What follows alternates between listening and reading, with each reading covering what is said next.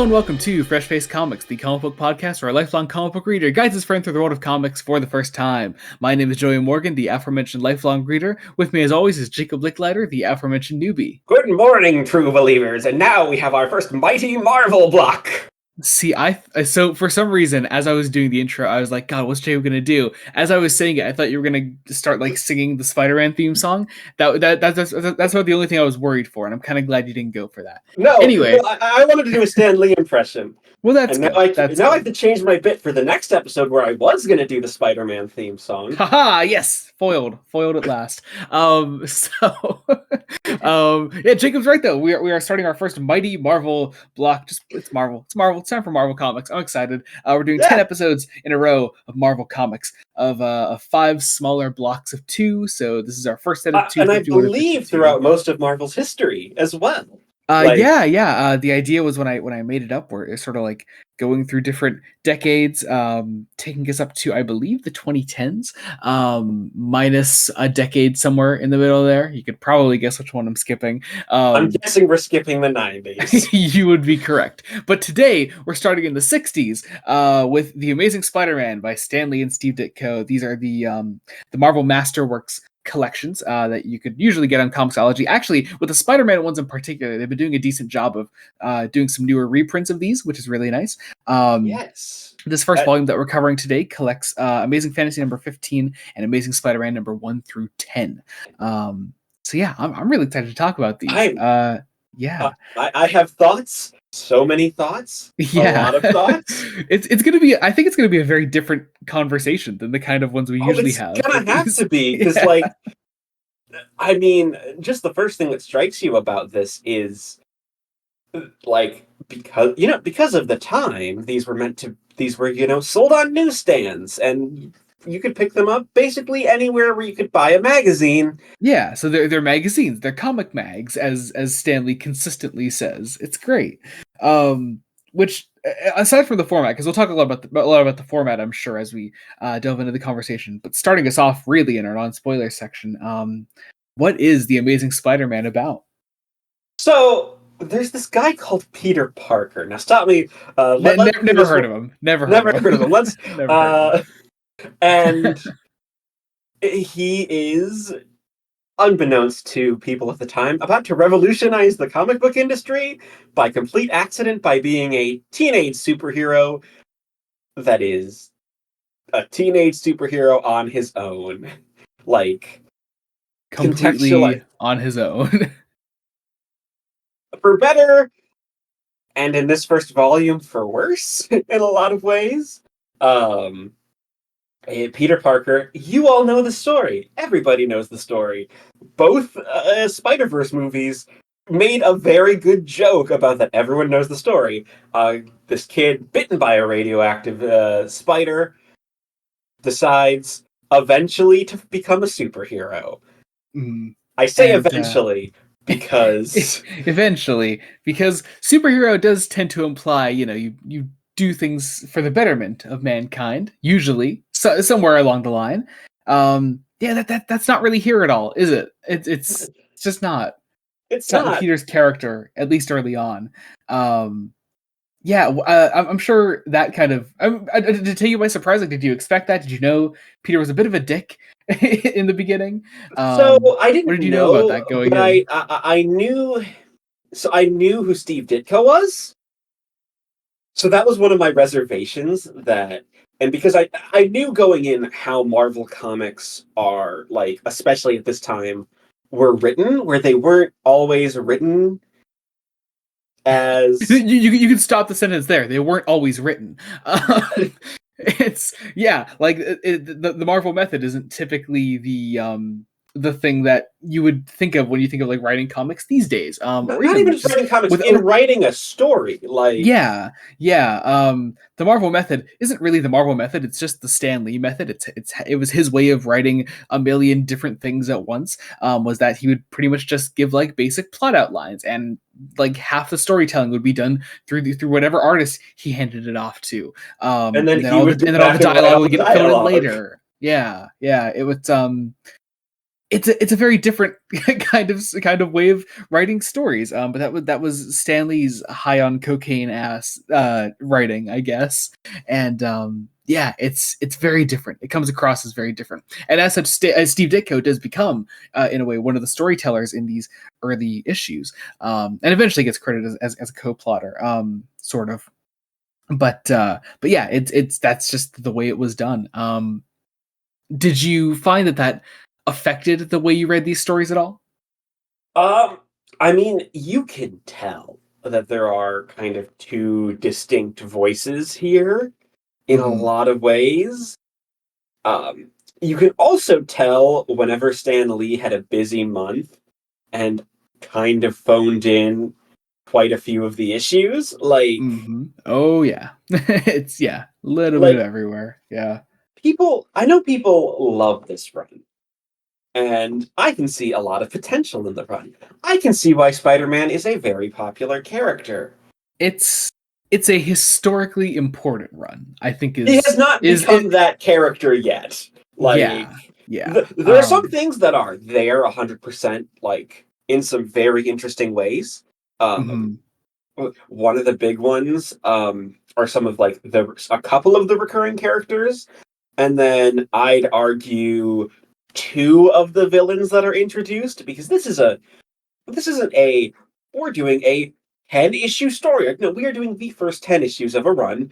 Each Yeah. issue is self-contained, pretty much, and honestly, rightly so.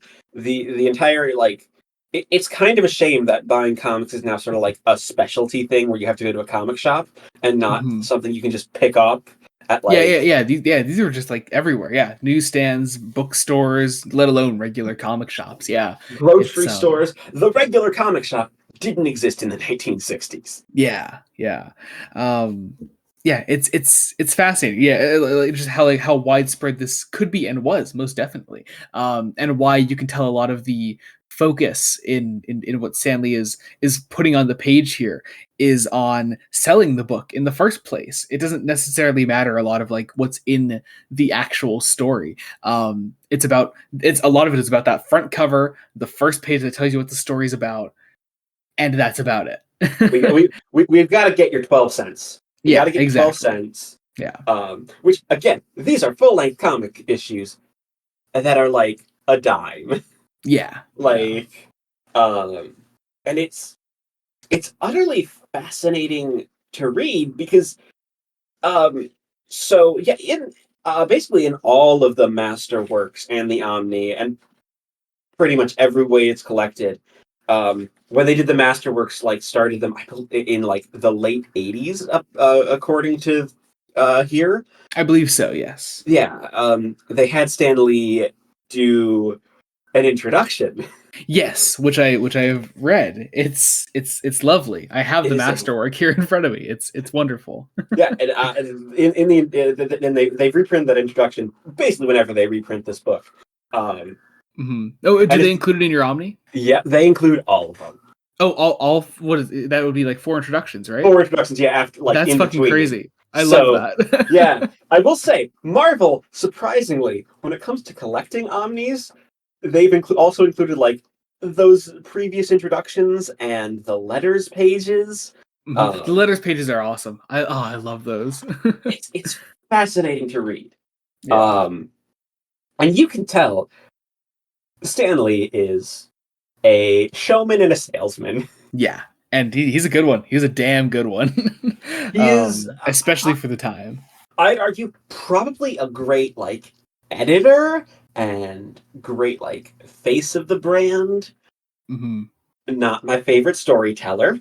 Yep. Yeah. It's I yep. don't. You know what? Marvel fans come at me because I mean, I think I would like to think I should say. I would like to think a lot of people, a lot of Marvel fans can at least acknowledge Stan Lee's faults. MCU fans come at me There you go. That's the one. because um um, anyway, shall we get into some Twitter questions? yes, so many Actually, questions. let's start on Discord today, actually. Oh yes. Yeah, kicking off from our friend Andrew.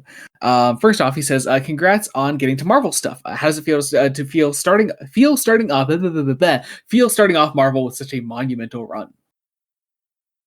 I mean, it feels like the only like if we didn't start here, I would have hoped we'd have started. Would it have either been here or the Fantastic Four by Fantastic Four would Lee be good. I and think Avengers Ditko? would have also been a fun starting point. I've actually never read Lee's Fantastic Four, but Avengers would have been one that I would have considered. That might be fun as like a sample platter of Yeah, different Marvel characters. That'd be fun. but also Um, Spider-Man is. Spider-Man, yeah, and as you kept reasoning with me, Spider-Man is Marvel's Batman. I mean, he is. He Yeah, is like sales wise, sales wise, and like his position in the universe. yeah, yeah. He's the one that has a million books and a million spin-off books Yeah, he's the for one that crosses over with fucking everything. He probably for has good some reason. important part in big events. You know, it's yeah, he's everywhere as he should be because he's a great character. He's had the most movies. He's had what 1, 2, 3, 4, 5, 6, 7, 8 standalone films, basically. Well, yeah, I mean, so yeah, there's also the Spider-Verse films. There's also, I guess, technically Oh, right, because I was just the counting Peter as Spider-Man, not well, I like mean, Peter is a major character in the that's Spider-Verse true. films. Yeah, So but Spider-Verse is also more of Miles and Gwen's story for good yeah, reason. true. Um, yeah, I don't know. It's So I don't 8 know. live Yeah, action films, 2 animated films, countless animated series yep, of just Peter. Like yeah, yep. um that's not even including the like all the other Spider-Man like adjacent characters, including Miles Morales, who yes is Spider-Man. I'm Yeah, gonna poke that bear. you are unwise to do so. But then Andrew also says, it's so good that you're reading the early stuff to prep for our Clone Saga episode. Winky face. Andrew, you will never be on another episode of this podcast again if you keep that shit up. No. I think we need to look. I think we do need to if we eventually do the entirety of the 4 omnibus sized Clone Saga, because that's how long that damn thing went on. Yeah. We need someone to suffer with us, Yeah, that's true. That's true. and we have a willing volunteer. Yeah, that's true. That's true. I don't think we'd ever find another willing volunteer to do that with us. But yeah, next up, let's see, we have some Discord questions. I guess from our friend Kian, says, am I allowed to request Life Story where I'm the guest? Because it's like my favorite Marvel comic. I mean, you can request it. We don't like. Here's the thing. I don't know how many times I have to say we don't take requests, Kian. This is. I mean, bonus episodes are a thing, I guess, but I'll probably work Life Story into the schedule eventually. I don't think it's a great first Marvel or Spider-Man comic. It's we'll probably do it eventually, definitely, and you'll definitely be on it because it's fucking awesome. I love Life Story. But yeah. Another person in this Discord chat. I don't know if we should call it these names, dude. Should we call it the names? I don't know because I don't know That's a good question. the privacy of this. Someone else in this chat says, you guys should read Spider-Man Reign, the comic that where Mary Jane died due to radioactive cum exposure. Sure, I've never read Reign. I know of that plot point, although apparently it's not completely terrible, despite that one plot point. Yeah, I don't know. Maybe we will someday. I don't know. I don't know how to respond to these. Yeah. Keen also suggests a plethora of runs. Just read the current run, Sins Past, Trouble, One More Day, Clone Saga, the Slot Run. Okay, but isn't like the Slot Run not terrible? Yeah, Slot's run I know is divisive. I believe Slot is like the Tom King Batman run, pretty much. Yeah. Yeah. Uh, And then we have someone else that says that you guys should read Watchmen because it's the only comic I've ever read. that is someone who I may have gotten to read Scott Snyder's Batman. Oh, seriously? Hot damn! I jumped in his DMs and was like, "Well, if you want to get into other comics, like what superhero films do you vibe with?" Yeah, and I can recommend something like that. Hell yeah, that's awesome. Let's see. Going over to actual Twitter questions now. Then, one Jack Phillipson at Jack09PhilJ says, "Have you read any of Ditko's Objectivist Brainworm era comics like Mr. A or Killjoy?" I have not. and obviously Jacob hasn't. I have not. I all I know is that Rorschach is kind of a take on Mr. A in a Mm, lot of ways. Like okay, that's who Alan Moore was putting his Alan Moore-ness against in all right Watchmen. then. Makes sense. But yeah, no, I have not. Which actually, I guess, sort of brings us to. I know there was another question just like that. Oh yeah, Jamie at Jamie underscore season 7. Says how much of Ditko's objective as politics would you say shows through in these issues? Um, Oddly enough, not that many. Yeah, I've been I told think later in it's the run when Ditko gets more creative control, they bleed yeah. in more. I mean, again, Uh, it's a run I've only read once. So this is actually my first time ever rereading it. Yeah, I don't know. It definitely in this first volume, you can't really see it there. Though honestly, to my memory, I can't remember much of his politics showing through in later issues. yeah, there are some moments in this. Peter Parker generally being a loner is already very easily written into the sort of objectivist framework Mm, of this man against this society that hates him. Though I don't yeah, think Ditko realizes that Lee has clearly made a character whose troubles are basically are troubles that he's caused. Like, yeah. um, so your next question comes from let's keep with Kian. Kian at Kian the Quark. First off, he sends the entire opening monologue to into the Spider the Spider Verse, Verse. which I'm not going to read out. But I mean, hey, good stuff. Good stuff. Good stuff. Um, and then also, once again, just exact same question as before. Soon we will be in life story territory. I'm sure we will. I guess. Look, here's the thing. Here's the thing. I I understand it's amazing. I love it. I have it in my Marvel thread on Twitter. It's great. It's a great book. Um, again, I wouldn't throw it at Jacob early on in his Marvel reading, but it's great. um, anyway, our friend Rachel at Chelsea Shells says, "Can he really do whatever a spider can?" Um, I mean, I mean, no, I guess he can't be tiny like a spider. no, he can't be tiny like a spider. He also That would make him a totally different superhero. yeah, But yeah, yeah. also a different Marvel superhero. Yeah, and a Uh, different DC superhero. um, uh, why are but shrinking powers otherwise, I so mean, like, common? I guess that's, yeah, I guess he can. Wow, never. All right. Anyway, she also says, also, what are the most interesting differences between this and the film adaptations of Spider-Man's origin story? What are the most Um, interesting similarities? Um, so biggest difference, Uncle Ben's death is is under some very different circumstances. in like every No, adaptation. yeah, no Um, live action version of the character has ever quite done the spider bite exactly as it is in the comic. I Um, think the Raimi version probably gets closest. do you remember the Garfield version? I remember the Garfield The version. Garfield version is probably closer. Is it though? I mean, they both take weird aspects of the origin. The Amazing version keeps the more sciency side, and the Raimi version keeps the more literal, like just spider happened to come down and get his fucking hand. Yeah. Um, Well, yeah, because the Raimi version does the organic web shooters, yeah, which I think are I don't. It might be nostalgia talking because it's a bit shit. Come on, it's a bit shit. I Um, I look.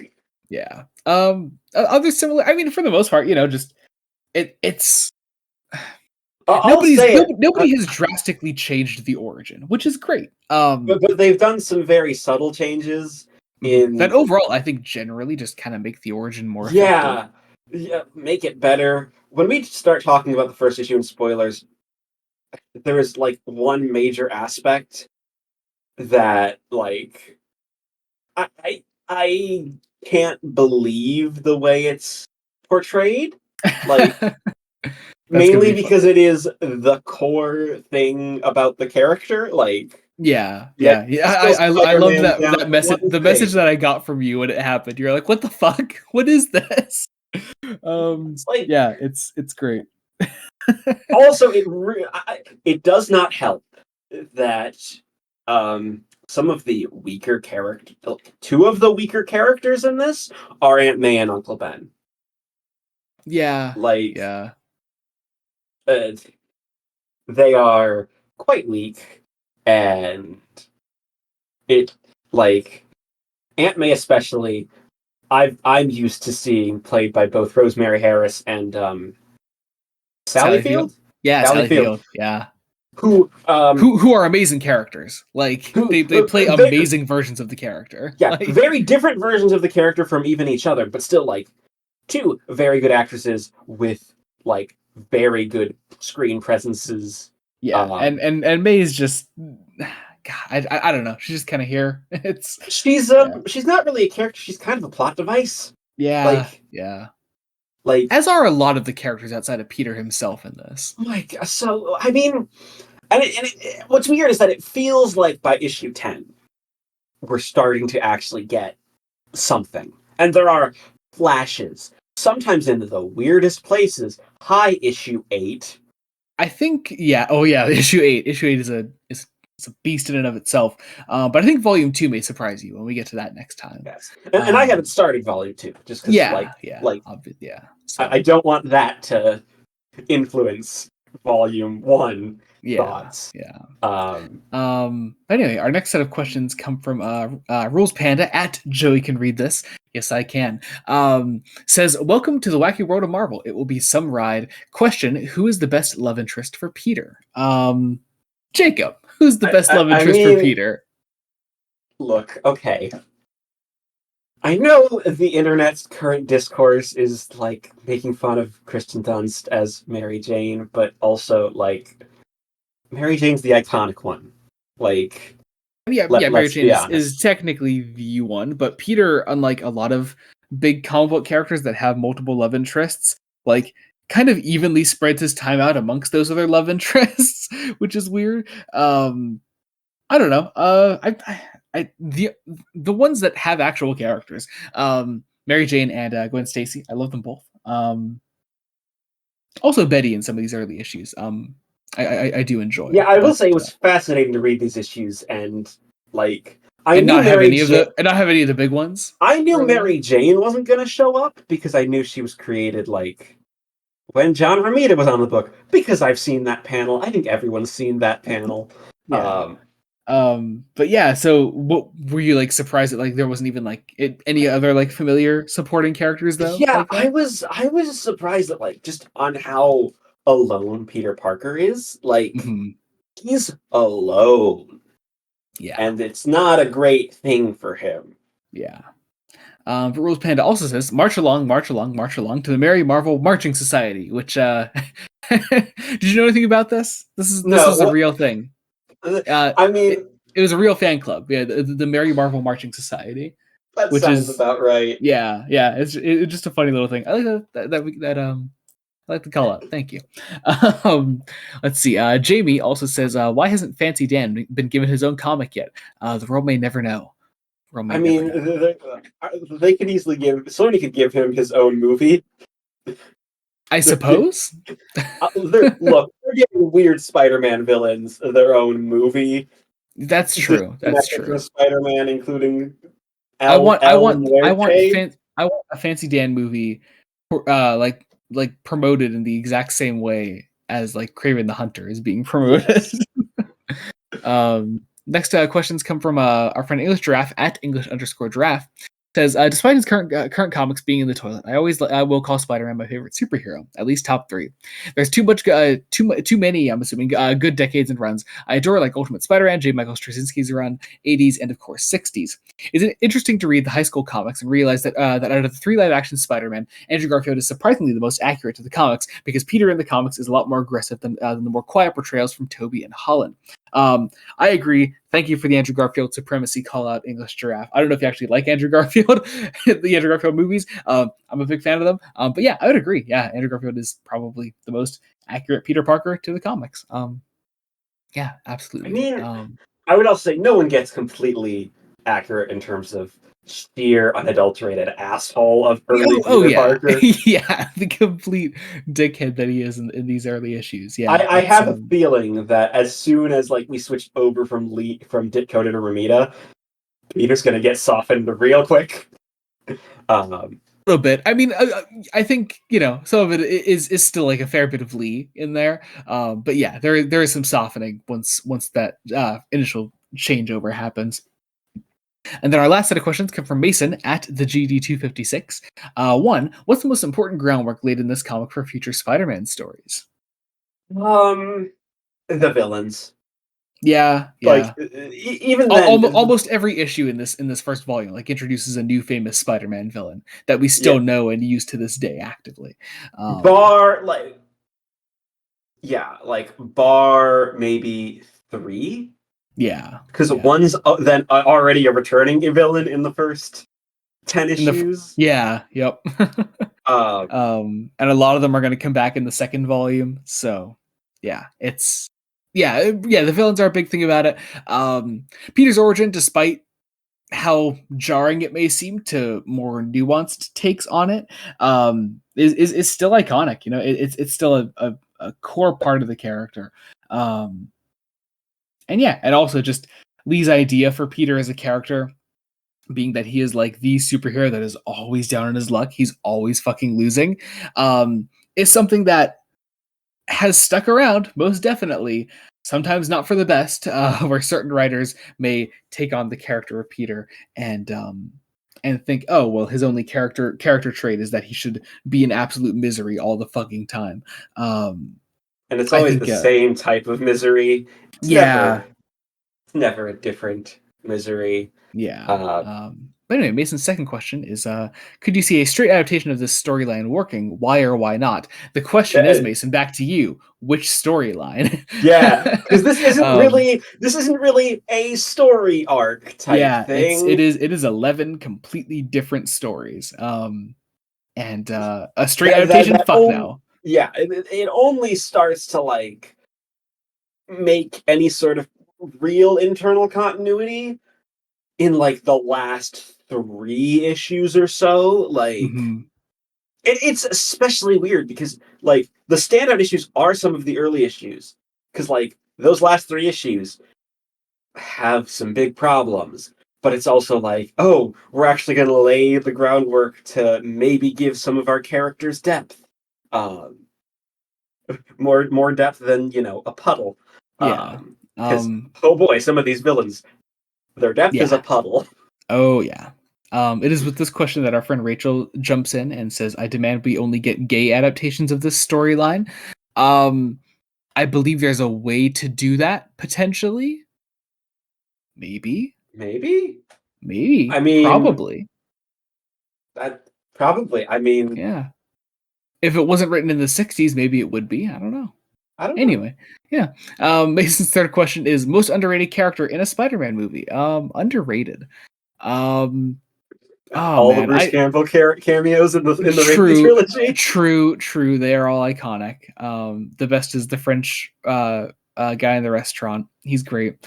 Um, Bonesaw from the first Raimi movie, as played by Macho Man Randy And Randy Savage. Savage. I could also just list off like almost every uh, Andrew Garfield movie version of every character.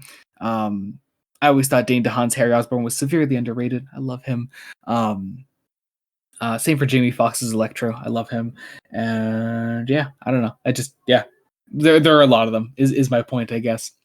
And Mason's final question, and our final question before this section is: do the webs come out anywhere else? No, no, because Nope. Well, that's the they're thing. Here's the thing: is the webs don't come out of anywhere in the comics. They're a device that Peter makes. And yeah. He just builds web shooters in his it bedroom. is insane how far the Raimi version of the character got with that. Like to the fact that we're still finding people to this day that are surprised when they learn that the webs aren't literally part of Peter's biology when he's bitten.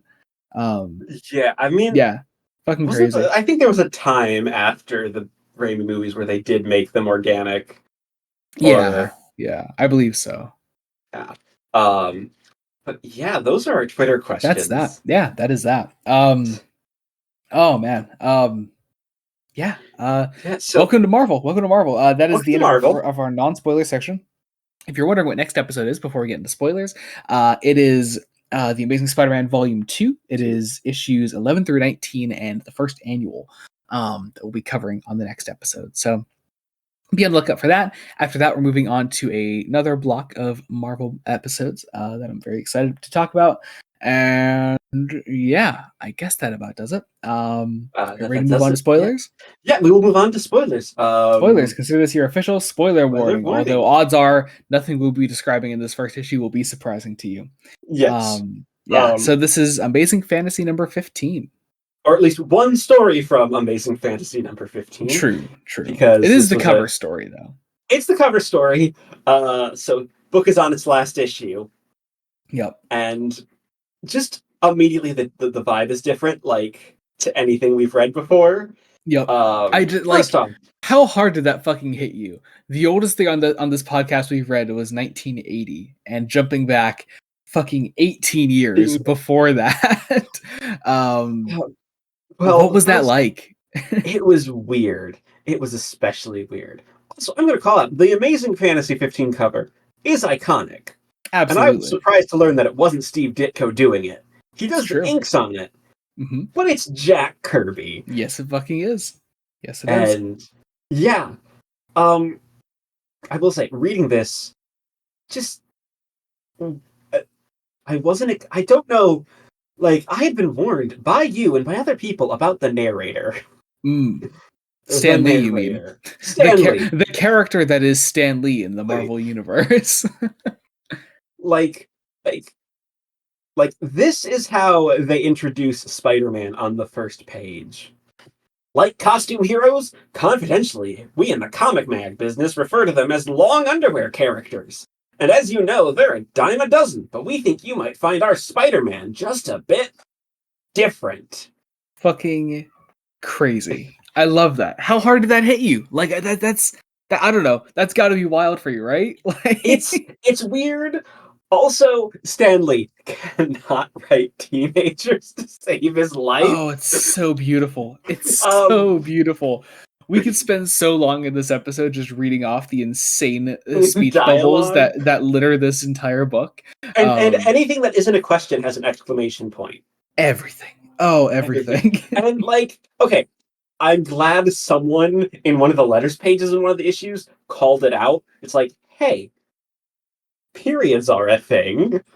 Why is don't you everybody use shouting? some? It's like, and it's like, no. And the explanation is actually a very smart one. It's apparent. It's to avoid a misprint of a missing period. So, like, I think that's clever. Like a clever bit of industry stuff with the printing of the 1960s sort of pulp circuit. Because let's be honest, this is pulp. Yeah. Like, it's a cheap magazine. You sell it for a dime. Doesn't mean it's not good, Yeah. I but it's mean, pulp. it's not great. I mean, the first issue I enjoyed it mostly. It's a good first issue. Yeah. We get into this. We learn about Peter Parker. We learn what he's like. He has a loving aunt and uncle that look after him. Everybody at school fucking hates him, and he hates them also, like with a burning passion.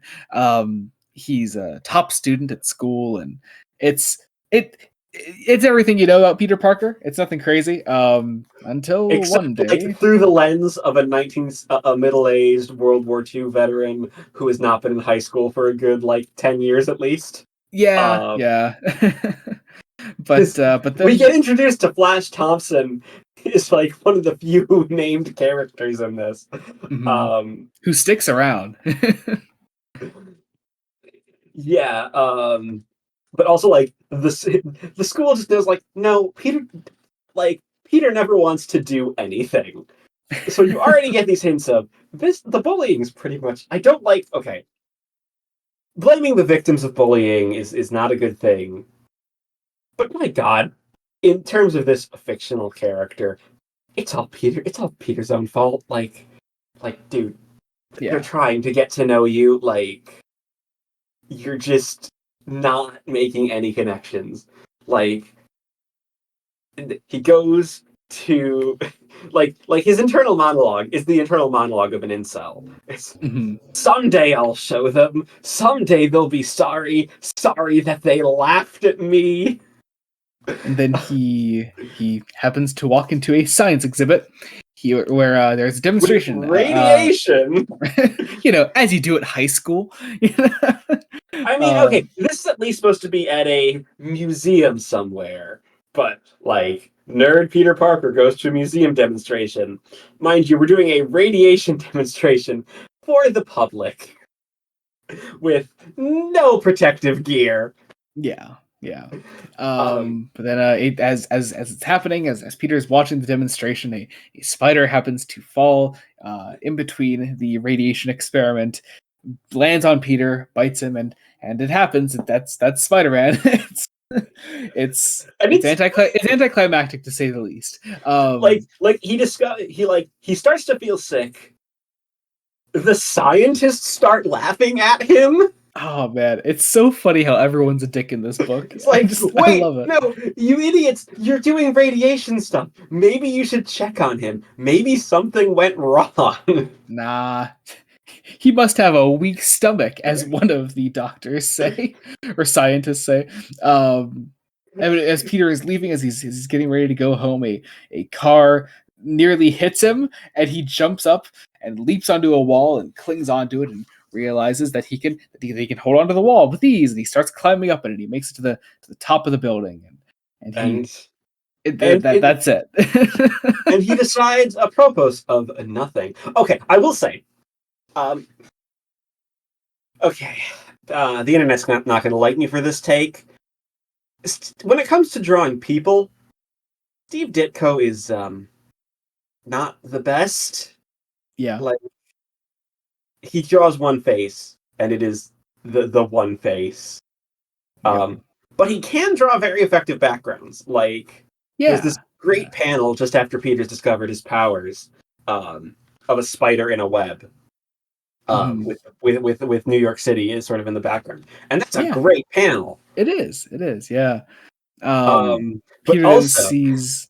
Oh, what's up? Peter, Peter, Peter, Peter is just given new powers, has no supporting cast, no motivation. Decides I'm gonna try to make some money. Yep.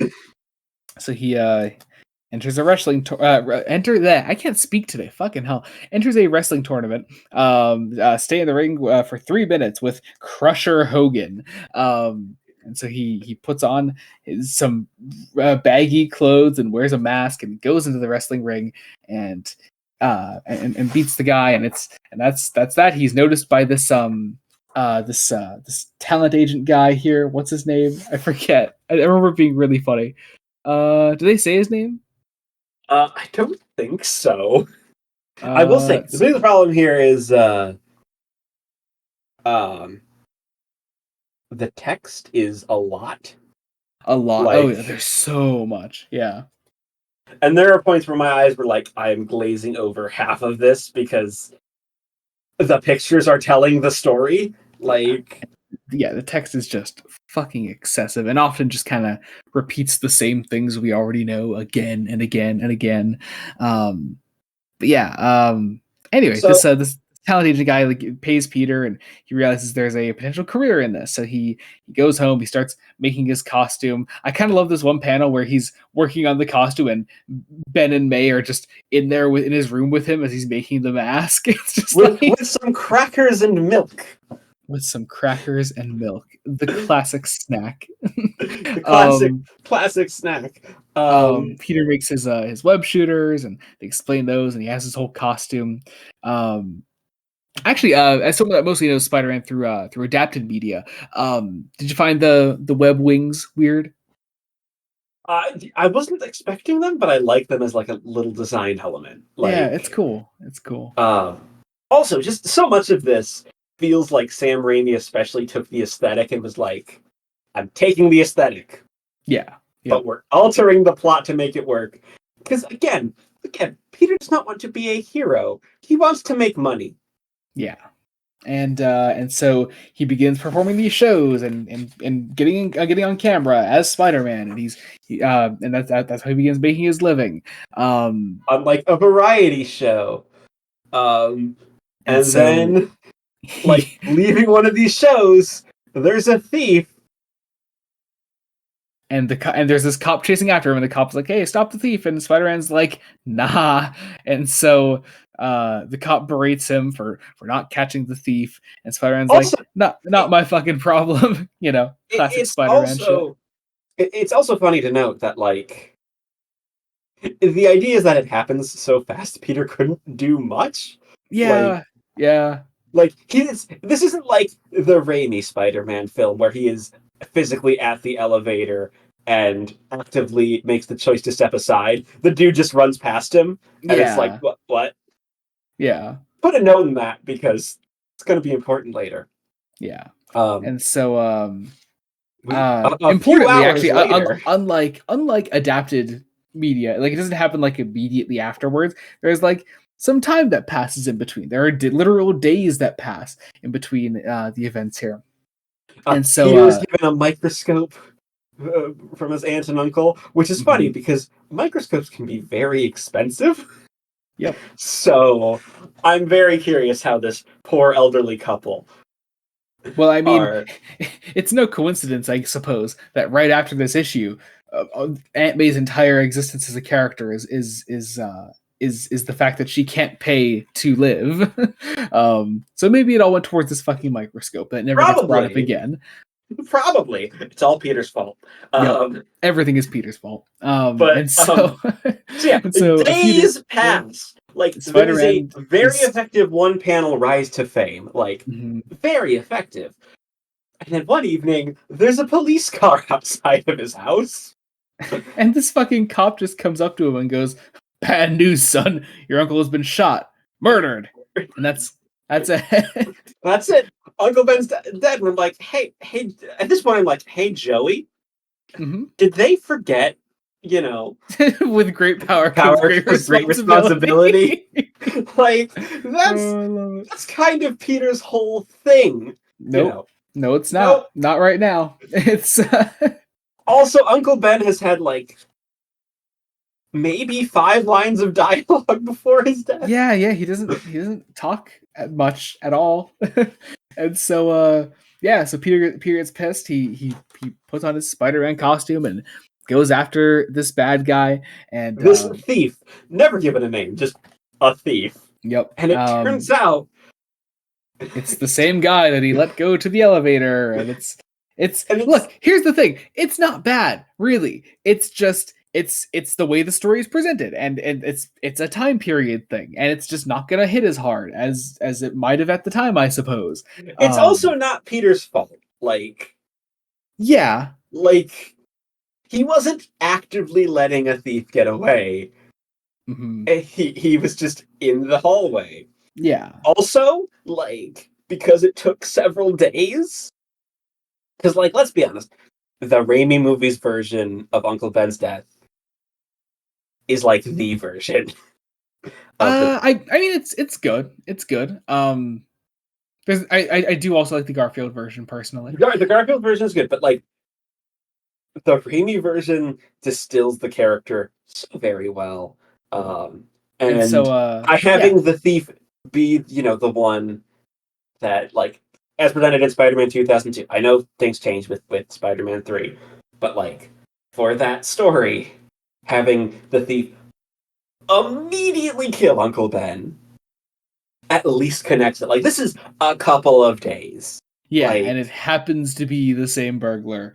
Um and so Peter beats him, he hangs him for the police, and as we leave, we close out our issue with this wonderful text where we do actually get the line, and a lean, silent figure slowly fades into the gathering darkness, aware at last that in this world with great power there must also come great responsibility. And so I think that's when you messaged me. You're like, oh, okay, so it's just a thought bubble, pretty much. yeah, it's the narrator. It's Yeah, not. It's like also some of the art gives Spider-Man pupils, yeah, it's weird. It's really weird. which I mean, it's very very first issue. Like first issue, we haven't worked out the kinks yet. Yeah, yeah. Um, But yeah, but that's it. That's Amazing Fantasy number 15. Groundbreaking story, correct? Yeah, groundbreaking. groundbreaking. Let's go into the actual main title though. This is the Amazing Spider-Man number 1, and it's an exciting first cover. But when you know how oversaturated the Fantastic Four's existence is going to be in this title, it kind of ruins this first cover, I It's think. quite fascinating that like I had so at the end of October we're going to be doing a follow up to the Heroes tier ranking Mhm. video Oh, that they're we going to did be on the last year. list, most Yeah, definitely. I'm like I was not expecting these four to be on the list. Yeah, Um, but here they are. Here they Here are. they are. Yeah, and a lot Um, of them. So yeah, we have two great feature-length Spider-Man thrillers. This is Amazing Spider-Man number 1. So get into this. We get a recap of the backstory. which makes sense. It's been a couple of months, I believe, in Yeah, between issues. yeah. God, Um, what a fucking position Spider-Man is in on that first page. It's so um, fucking awkward. I love it. Stan Lee has also decided in between issues the public needs to think Spider-Man is a menace. Yeah, Um, yeah. So we get our very first look at the man himself, at J. Jonah Jameson, who's instantly recognizable, even if you only know the character from adapted media. Like, he has never it's changed. Jameson. This Yeah. and I wasn't expecting the same amount of depth to Jameson that this volume eventually gives him. Yeah, yeah, It's surprisingly. it's there, Just one of the best characters, yeah, in this collection. Yeah. and also it's J.K. Simmons' voice. Like that's Totally. the voice you're And hearing. that's the wonderful thing about J.K. Simmons' performance is it still totally fits the way Lee writes the character here. Oh, it's so good. So Spider-Man still doesn't want to be a hero, but uh, without Uncle Ben, they've got no money to pay their bills. Yep. So So he, does some more shows. Um, is is at school is at school. We are introduced to Liz Allen, not by name yet. Like mhm. they, But very they briefly we don't see her here. they don't name Liz Allen for a while, which Mhm. is again weird. That like Yeah, yeah. It's almost like it's almost like Stan Lee was being spread really thin. But here's the thing: I say he was being spread thin. He did it to himself. Like he wanted to be writing like a dozen titles at a time. It's fucking crazy. he Um, had to have other writers, right? Like he could have called up someone to be like, "Hey, uh," or he could have given a book. I'm sure Jack Kirby could have written a book solo, written and drawn a book solo. probably, yeah, yeah. Like, um, like it's so weird. Also, like again, Spider-Man's going to put on a show, and Peter Mhm. can't go. Uh, Yeah. it's like And it'll be so more fun without him. and so he puts on the show. He's getting paid by this guy afterwards. He writes out a Oh, check for the guy, and he's like, he just writes make out the check to Spider Man. Which I don't know. I just kind of love that. So he has you no way to know do it. So he he literally tries to bring it to the bank as Spider Man. He's like, I'd like to cash this check. And he's like, I have to see some identification. Well, what about the costume? Just like I don't know. It's so funny. And anyone can wear like. Also, just this panel of Peter holding the check looks like a meme. it does. Like, It does. I'm surprised it's not. Like it's great. like Yeah. Anyway, but then we get the actual first scene with the man himself, Mr. JJJ. We who Now here's the thing. So he's writing this article. He's working for or he runs to the what is it? It's okay. It's the Daily Bugle in this. and And then I Now think magazine. yeah. Do So they actually do they call out Now Magazine in this first issue though? they do later on with the stuff with Jameson's son, like at That's some right. point. Okay, that makes sense. It's like why does he need to own two? It's weird. Well, you got the newspaper for the old people and the magazine for the youths.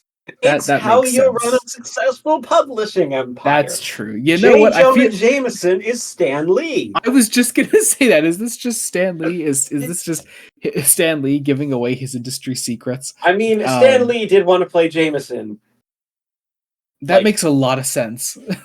like J. way Jonah too much Jameson. sense. J. Jonah Jameson is a self-insert of Stan Lee, and Yeah, you cannot convince me otherwise. makes a lot of sense. Um, But yeah, we learned that J. Jonah Jameson is the one that hates Spider-Man, and so he's pushing in all of his newspapers and magazines that he hates Spider-Man, and Spider-Man's a menace, and Spider-Man's he's menace, and like Spider-Man hasn't been doing any crime fighting, no, really, bar like no. one thief that he strung up because of Uncle Ben.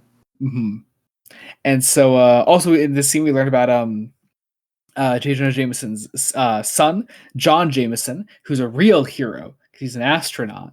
No, he's a test pilot. He's not an astronaut yet. Sorry, He's test a pilot. test pilot. Does he?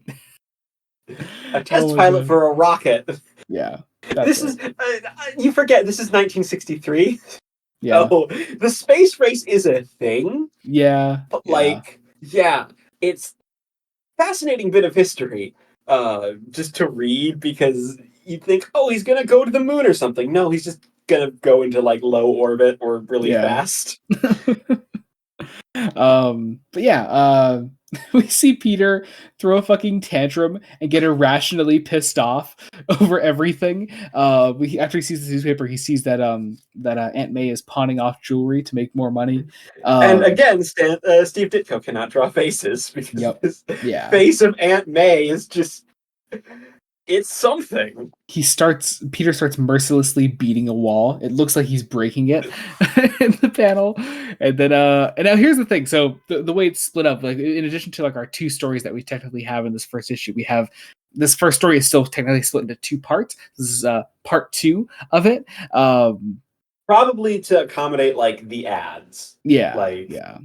And so yeah, we're Peter is at the launch for this rocket that John Jameson is at, and then things begin to go wrong. The rocket is out of control. This component has broken loose. It's a condition red, and nobody's able to do anything about it.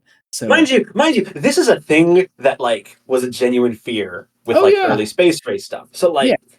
like Lee is doing it very well. Mm-hmm. J. Jonah Jameson's bug eyes are hilarious to look at for one So panel. funny. Um, But yeah, then Peter decides it's on him, so he puts on his Spider-Man costume, goes to talk to Jameson and the sergeant guy that he's there with, I guess, and is like, I can help him, I guess. Like, like it's I don't know, it's just so funny to me. So mind you, Peter we going haven't off, had a supervillain yet. We have had a thief and Spider-Man saving a rocket. yeah, and Which so Peter goes off with this pilot. He hitches a ride on top of this plane, and he attaches his webs to the rocket, and he latches onto it as we go into part 3 of this story. And he was the parachute always here on it, or did Peter take it with him? I guess it was always on it, right? I think What did Spider-Man actually do? He took the parachute with him because no plane could get to the falling capsule fast enough. Mm-hmm. Apparently, Yeah, and so just he go with attaches it. he attaches the parachute, so the rocket, the giant metal rocket, safely lands thanks to a parachute. That happens, and so Peter goes home. He's all proud of himself, and he sees the newspaper the next day with an article that says this newspaper demands that Spider-Man be arrested and prosecuted. Editorial by J. Jonah Jameson. As nothing gets better. Everything stays the same. Jameson says Spider-Man sabotaged the rocket and then saved it so he could be a hero. Which is just it's just funny to me. Like it is like it's a funny fucking book, isn't it? Like I don't know. I think it's great. Yeah.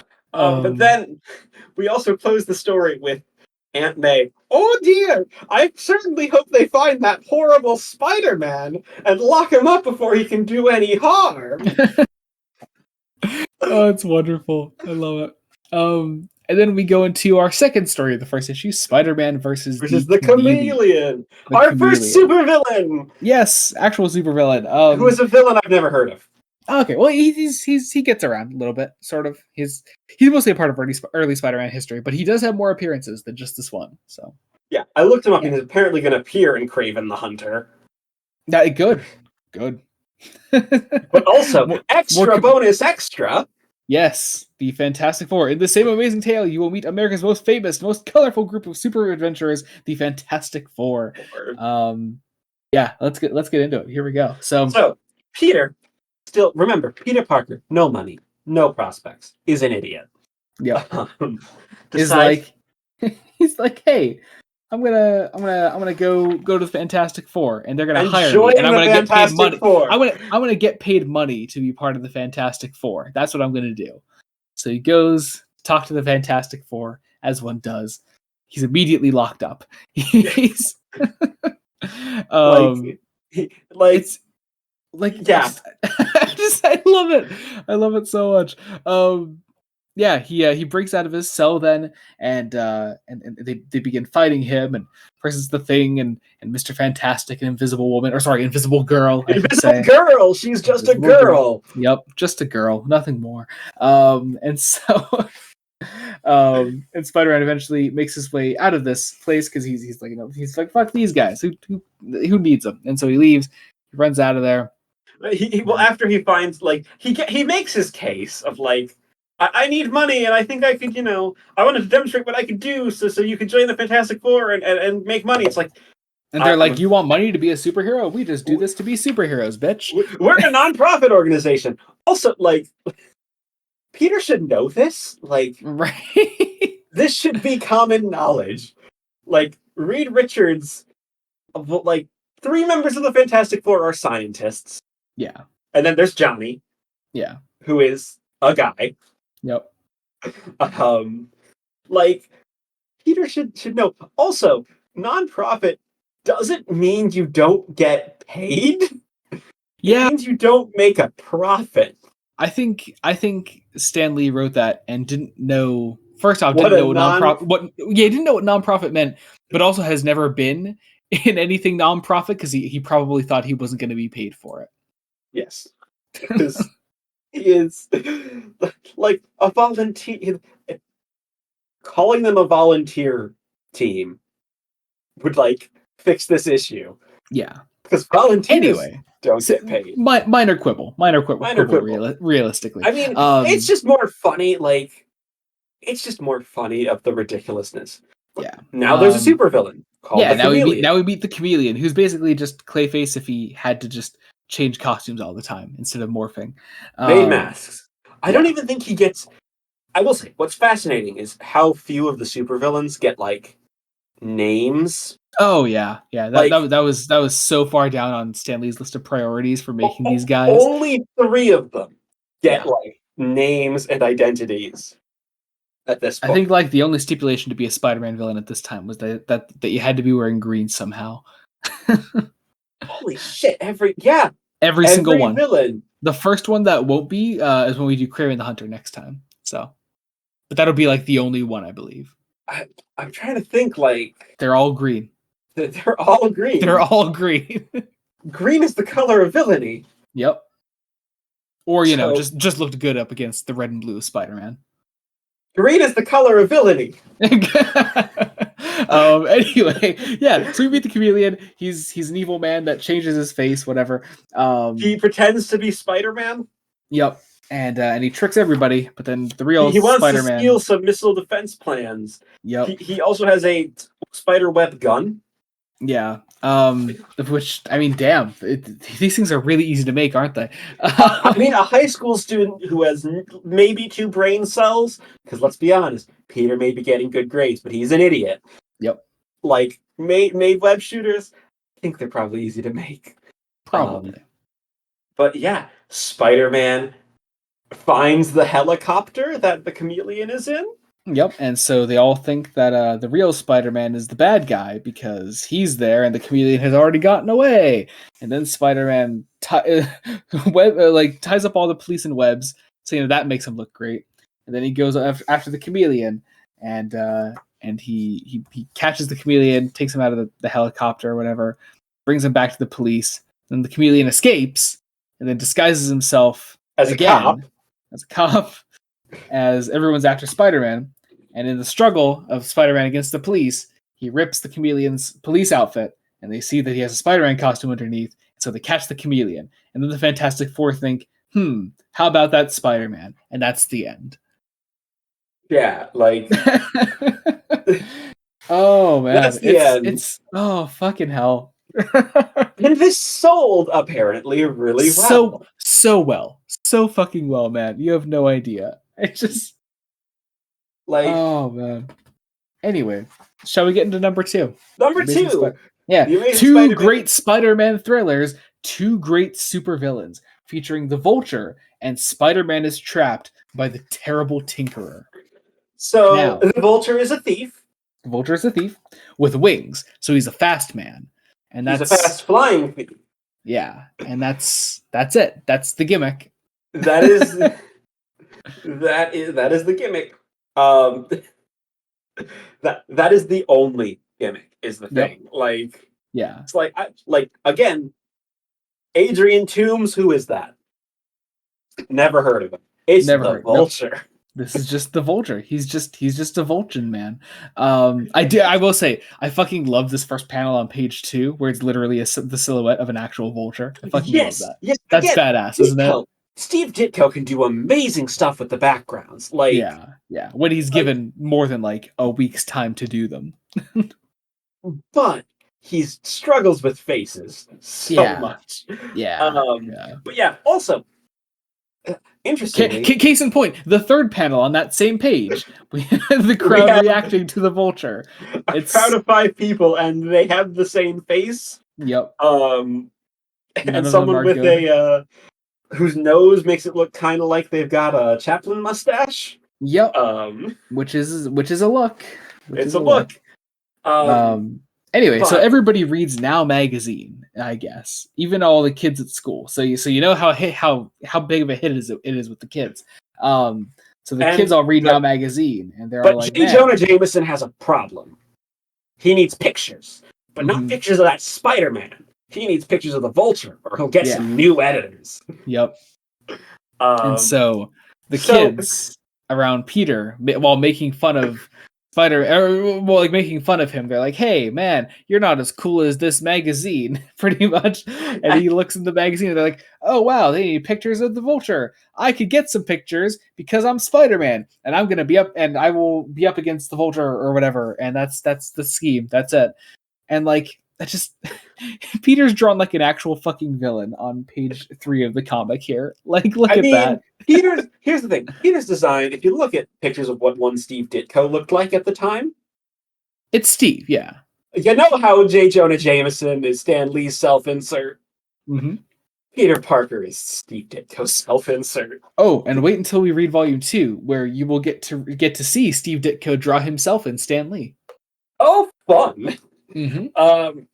But yeah, so Peter gets a camera a disposable camera from Aunt May. Yep.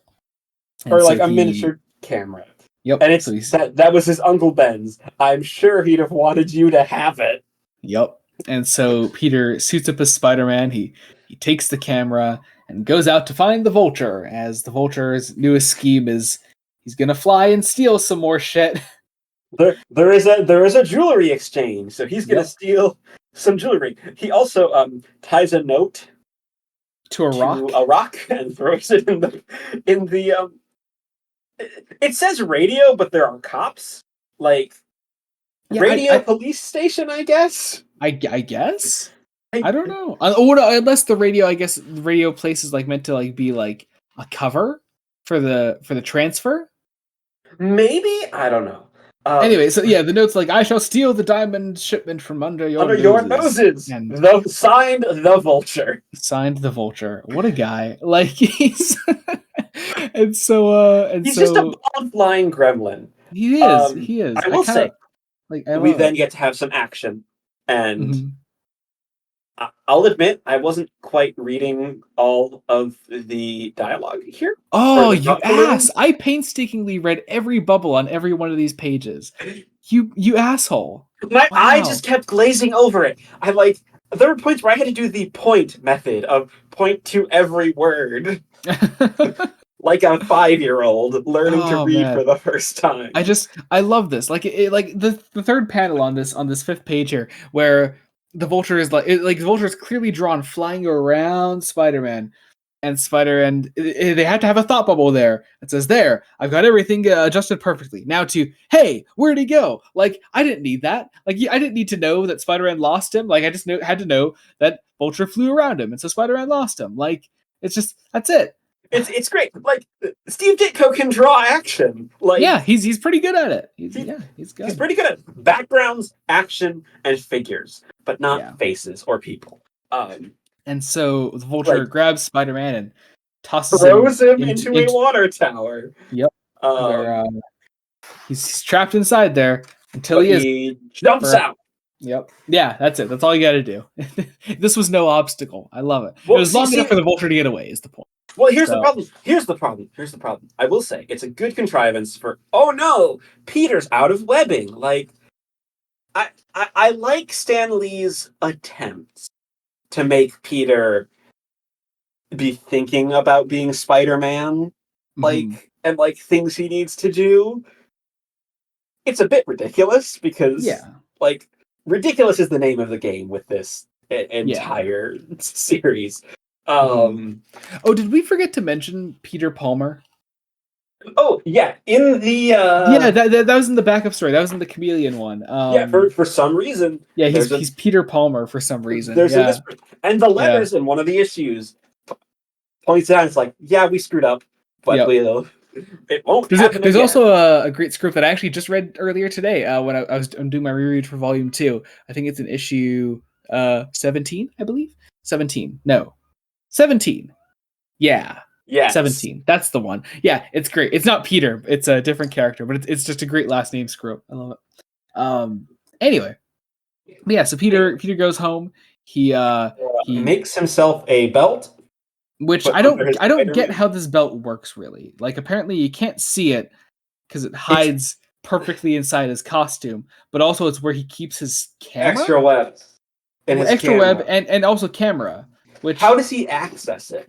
yeah, and how is he actively taking pictures from his belt as he's fighting people? It's You so he know what goes I to the think Daily happened? Bugle. He goes to see J. Jonah Jameson. And he's like, "Hey, I got some great pictures of the Vulture. Here's pay me." And J. Jonah Jameson's like, "Sure, kid. Here's some money." And that's that. Um, And also, you'll be freelance because we're not going to hire you. yep. Also, there's technically, I guess it could be a first Betty Brant appearance. Sort of. There's a secretary outside of Jameson's office. I guess it could be Betty Brant. It's so indistinct though. Disco, like, it just there's no effort put into that figure. It's weird.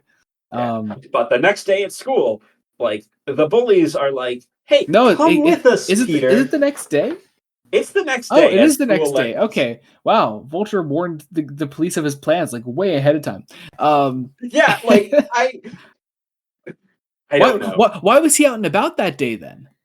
Why was he just flying around? Like, to He's a throw goblin who likes to fly. like he wasn't even doing anything nefarious. He just threw a rock through a window. Like, that's it. That's it. That's That's it. all it was. Oh Again, man. we have another instance of other students want to include Peter Parker, but he refuses. Yeah, they're like, "Hey, we're gonna watch the Diamond Exchange. You should join us." And Peter's like, "Fuck you guys," for no reason. And they watch the Diamond Exchange. And I love the Vulture's plan here. He reaches up through a manhole cover, It's all grabs the briefcase, which is apparently the entire Diamond Exchange. It's just a single briefcase. a single briefcase. And then he flies through the sewers, then through the subway, out of the subway, and he gets away. And then Spider-Man follows him. Then, yeah, Spider-Man follows him. There's a fight that ensues. Spider-Man kind of runs out of webbing. Oh no, it doesn't run out of webbing. He takes one of the extra cartridges of webbing, I guess. Has made a special gadget to do a hypersonic thing to like knock the Vulture out of the sky. God, this kid has so much at his disposal. Here's the thing. Here's the thing. Here's the thing. Here's the thing. money should not be a problem for Peter Parker. Like, if he's successfully invented these things, patent. Like, Yeah, just sell it. Like, sell that kind of fucking thing to somebody. Like, just anyway. So he uses it. He beats the Vulture. He gets the diamonds back to the police, and we get our explanation as to how Spider-Man stopped him. And then he gives some more pictures to Jameson, gets paid for it, and he gives the money to Aunt May. And the Vulture's pissed off in prison, and that's the end of that. yeah. So It's they've it's paid so the rent for a full year, and a tomorrow full I'm buying you the year, newest kitchen appliances you ever drooled over. a full year.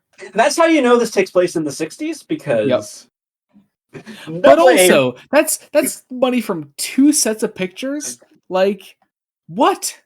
Well, remember, J. Jonah Jameson is not a bad person. Like, Sure. he's an asshole, but he's not a bad person. He will eventually pay Peter well. Anyway, the second story of issue 2 is the uncanny threat of the The terrible terrible tinkerer. tinkerer. It's fuck, my god. Okay, so Peter's in school one day, and these He is now going to be an intern for a Dr. Cobwell. yes, and so he goes to Dr. Cobwell, and Cobwell's like, "Hey, I need a radio fixed. Could From a you repair? tinkerer. Yes, could you run this to the Tinkerer and get it fixed for me?" And he's like, "Sure, man." And so he takes it to the Tinkerer, Dresses up and as Spider-Man because why not? yeah, and Like, then and so he goes to the Tinkerer, and the Tinkerer is like, "Ah, yes, I can get your radio fixed." And the Tinkerer goes down into the basement, and he meets a fucking alien. yeah, just an alien. Just a fucking alien. That's all it is, man. Multiple aliens, I should specify. Like, what? And so they He fixes the radio and, like, adds an extra component, which for some reason, when working with it, like in the lab, Peter's spidey sense detects it. yeah. And So so, actually, I do want to comment on that. Actually, that's one of my favorite thing about Ditko's Spider-Man is the spider sense panels they're very good. with the half mask. They're so good. Anyway, but yeah, so so he gives the radio back to Cobwell, and he's like, "Hey, don't you think it's weird that it was really cheap to get this thing fixed?" And he's like, "Yeah, but fuck it, right?" And so he's like, "All right, sure." And so Spider-Man goes back to the Tinkerer and his aliens in the basement, And and he fights the aliens. he fights the aliens. He gets trapped in a cage, gets free, and then by a shooting web through a air hole in the cage. yep, and then the aliens, which we learned that the Tinkerer was also an alien himself. So why was he dressed as a human while he was in the basement with no customers around? Well, because putting that mask on and off would take money, and I think also Ditko would have been better just at drawing him as an alien in that moment. yeah. Yeah. Anyway, but yeah, they leave their in their spaceship. They're like, "Safe at last. Press the button which will destroy all our spy devices by remote control. It is done. We can never return to Earth. They will be on guard from this day on. And to this day, my friend, we are ever vigilant for the return of the Tinkerers, I guess. Aliens. Yeah. And so Peter gives the radio back, or it comes back to Cobwell, and that's the end. And it comes like, I could have sworn I saw a spaceship. It's like, well, what did it look like? I don't know. I think I imagined it. It's like, okay, this is New York City. I am sure people would have noticed a spaceship. So, like, by this point, what Marvel characters existed at this point? The Fantastic Four, obviously. Hulk, obviously Captain America.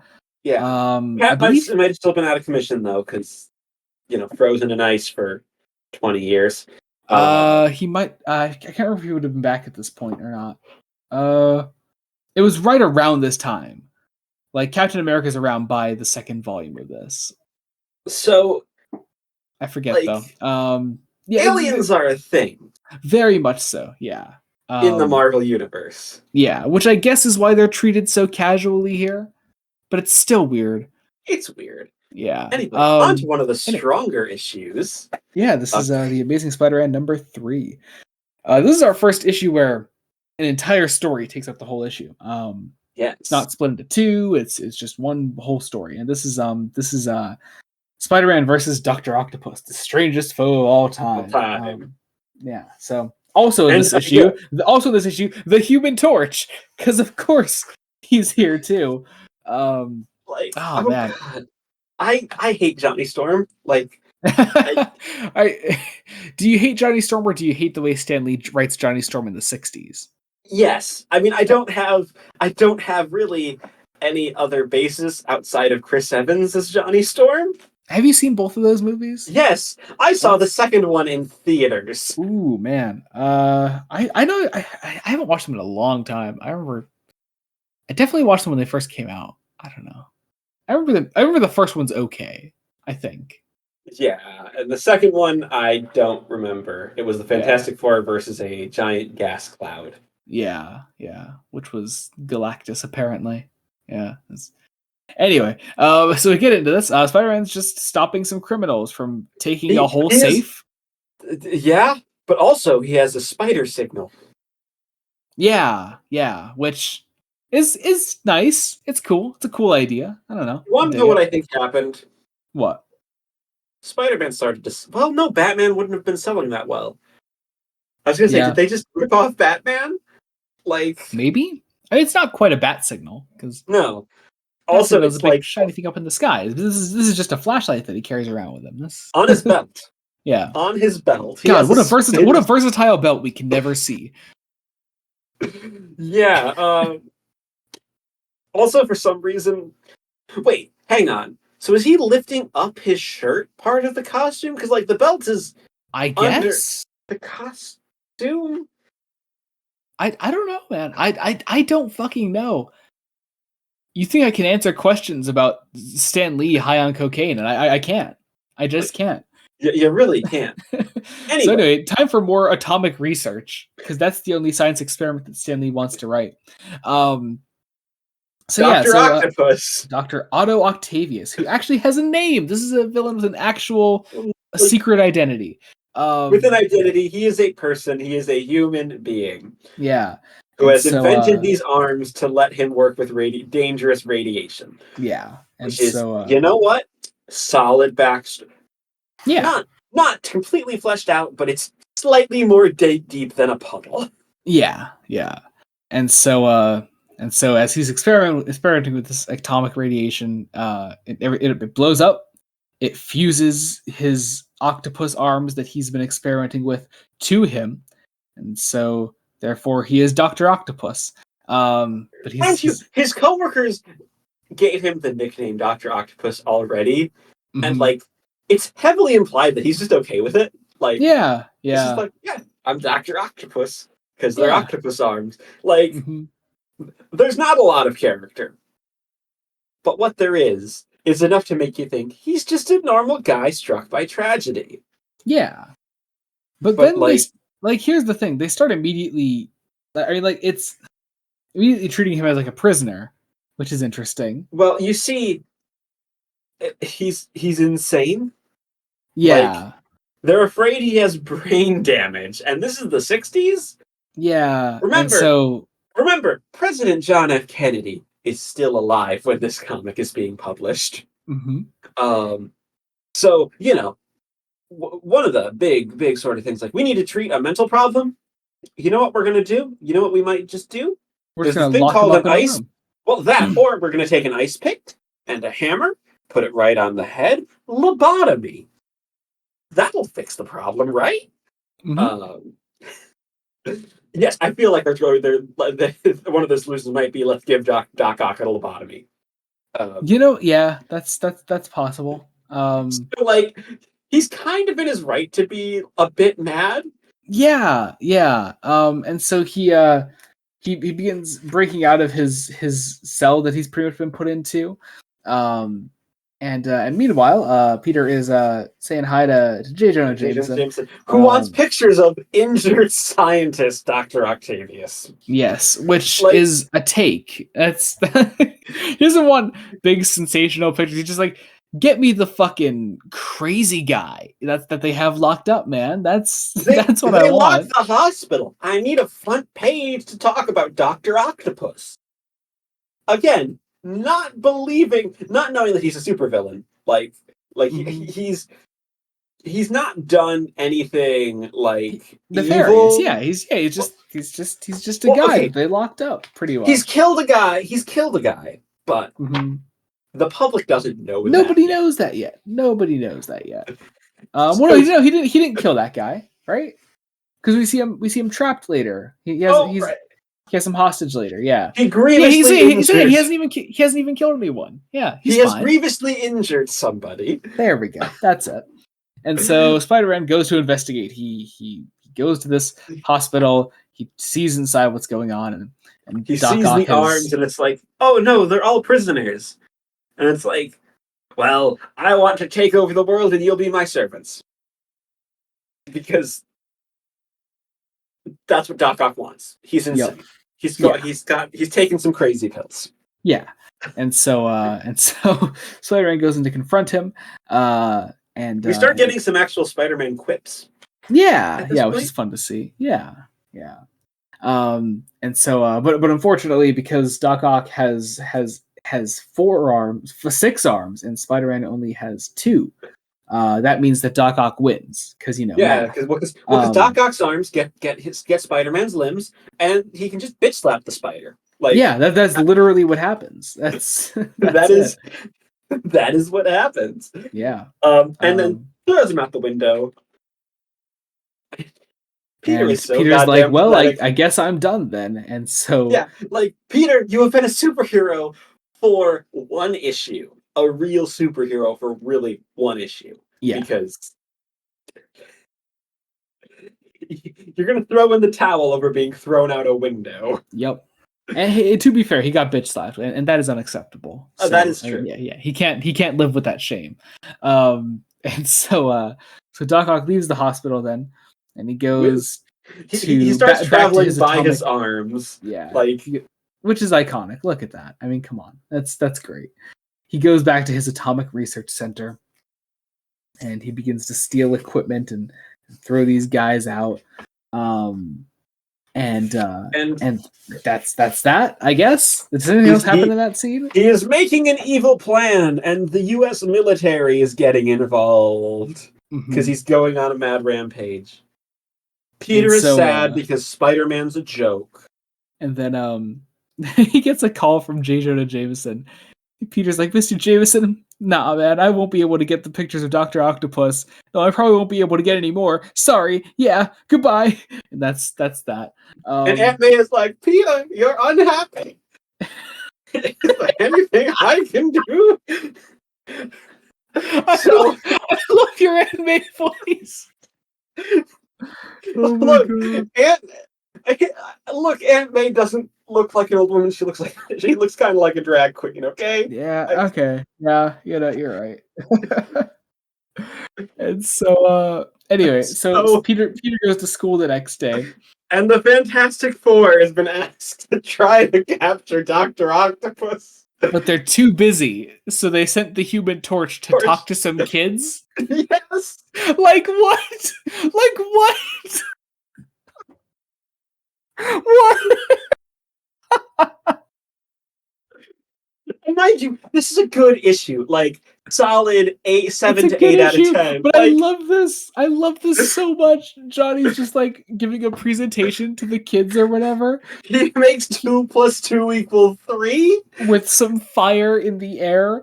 And then Peter hears him give a motivational speech about never giving up, and he's like, "You know what, man? He's right. I gotta go back to that And eight into that I 6 armed little Doc. bitch."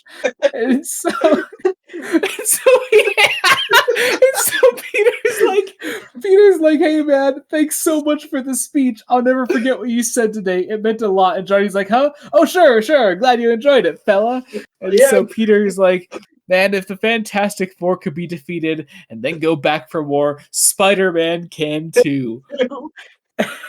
Like what? I so love it. the Oh, it's so good. so Doc Ock is going to blow up the world. Yeah. He's pulling an underwater menace. Yep. Nothing in the world can stop me now. Yeah. Yeah. I wonder. I wonder if any of these villains that Stan Lee made up like had like stereotypical terrible European accents at some point. Doc Ock clearly did. Like, Probably. Yeah. Yeah. I think there's one speech bubble that implies it. Um, so he's So ready. Peter. Spider-Man is ready for Doctor Octopus this time. Yeah, only because he's ready. Like he doesn't change anything. He doesn't change anything about his attack. He's Well, just no, like he he goes believes in inside himself. and finds a chemistry lab. Yeah, but like, what is that? Yeah, oh yeah, that's right. Okay, that's right. He makes the fucking cables with the chemicals on it, whatever the hell they do, and to like fuse the metal because science. yeah, and so what he does when he fights Doc Ock this time is he literally fuses his metal arms together, and that's it. That's Again, the fight. Very fun, very good action. It's like, good. Yeah, it's fun. It's a good time. It's fine action. This is the first issue where I was like, huh, maybe have they found feet? Have they found their feet just a little bit? It's possible. It's Spider-Man possible. signals to the army that Spider-Man has saved the day with his Spider-Man signal because he's webbed up Doc Ock with a little a Spider-Man business card. I've got to ask, did Peter go into like a FedEx printing place and ask for Spider-Man business cards? He got like those are like postcards that he put on the on the arms. Yeah. How do these become unfused then when Doc Ock comes back next time? I don't know. It hasn't happened yet. Okay, well, it happened for me because I started rereading Volume 2 already, so it's whatever. Anyway, so I get. So Human Torch is getting a physical then, and I get. Well, no. Here's the thing. He was giving a speech while sick. Like, public health? What's that? This is America. We don't have public health. Yeah, and so now here's the wouldn't his literal flame body and intestines like burn off whatever virus that he has? Oh, like, most definitely. Definitely. Okay, but, so we had nothing to worry about. Maybe he just wasn't flaming on or something. Yeah, when he said flame on, he wasn't flaming on, so it didn't but he work. could still do flames in the air to make 2 + 2 = 3. Yeah, that's what was wrong with the Human Torch, is he couldn't do basic math. But then Spider-Man goes to see the Human Torch, and he's like, "Man, thanks for everything you did." He's like, "I owe you so much." And Human Torch is like, "Fucking what?" And that's the end of the issue. Human Torch now wants to be friends with Spider-Man, but like, oh my God, that doesn't happen. Yeah, I love that panel where Spider-Man gives this big ass speech, and he's like, "Man, you did so much for me," and he's like, "Huh? What? Like, what is happening?" Anyway, all right, issue 4 time. Issue 4 time. All right, this is what is this cover? It's just a page. You see what happened. You see what happened. I can tell you exactly what happened. There's this character called Dr. Strange. Uh-huh. And that's what Steve Ditko was drawing this month. That makes a lot of sense. So he couldn't do a cover. Because it's like, these are just 4 panels from the issue. Slapped on the cover. Yep. Anyway, it's time to get into this. This is the Sandman, our next green villain. So yeah, here we go. Oh wow. So here we go. Okay, this is Spider-Man it goes to stop some bad guys at the start of this, but the trouble is he stops them before they commit their crime, so therefore they didn't do anything wrong, and so they start calling the police on him instead. It's like, so it's just assault, and then like, I mean, legally they're right. It's like that Batman episode where that literally the first Batman 66 episode where Batman and Robin go after the Riddler, and he's like, I didn't actually do anything, and you're just beating on a poor innocent man now. And it's like, but really even funny. like that, like they were attempting to break and enter. Like, attempted breaking and entering is still a crime. Yeah. Yeah. Anyway, so Spider-Man runs away in shame, and then he finds this other bad guy who he goes to stop, but he can't stop him because his body turns into sand, and he can't grab him or anything, and so his punches go right through him, and that's the Sandman. That's the Sandman. Not to be confused with the other Sandman we've talked about in the podcast, or the other Sandman we've talked about. There are way too many comic Sandman. Yeah, people. I think we should start killing all of them off. We should have a Sandman battle royale. Okay, but how many times does Dream of the Endless get represented? Like twice or just once? Well, I would say just twice because there's him and the reincarnated Dream. Yeah. And then we also have Wesley and the other one. And then Flint Marko. So yeah. Yeah. And so Flint Marko gets a name. He gets a name. I love that Stanley started naming these guys. It's great. It's like it still surprises me that there's later on in this volume there's a second Vulture appearance. Mm-hmm. Never gets a name. He's just the Vulture. Who cares? Who cares? Who needs names when you have exciting adventure comic magazines like The Amazing Spider-Man? So I'm also going to say it. Ditko doesn't do a great job with the Sandman. Like, how so? I don't think the action works as well. He can't. I don't know. I love this panel at the top of page 5 when he just like uses his stomach thing to. It looks more like Mr. Fantastic. Okay, it does. Yeah, that's what he pretty much ends up doing with the character. Like, yeah, but like he's kind of confused what the character is. Like, he's not a stretchy man. He's just sand. Just can't hit him. Yeah, he's just sand. Like, it's weird. But I think Ditko wants to draw a stretchy man. Yeah. But yeah, we get another backstory once again. A man on an inmate. Before we talk about that, can we talk about that one panel though on page 5 though, where there's this like hypothetical future that happens where like Aunt May's out on the street like selling shoelaces for 10 cents. I fucking love that. Yeah, anyway. And she's in like a headscarf for some reason. Yep. So then in Stanley, so on the backstory, Stanley's third atomic experiment. But this is Flint Marko was a prisoner at Island Prison. Yeah, so he was already a bad guy. So now you can't feel sympathy for him. So oh my god, he was hit by this pretty much just a nuclear explosion. That's it. And then he just turned to sand, as always happens when you're hit by a nuclear explosion. Yeah.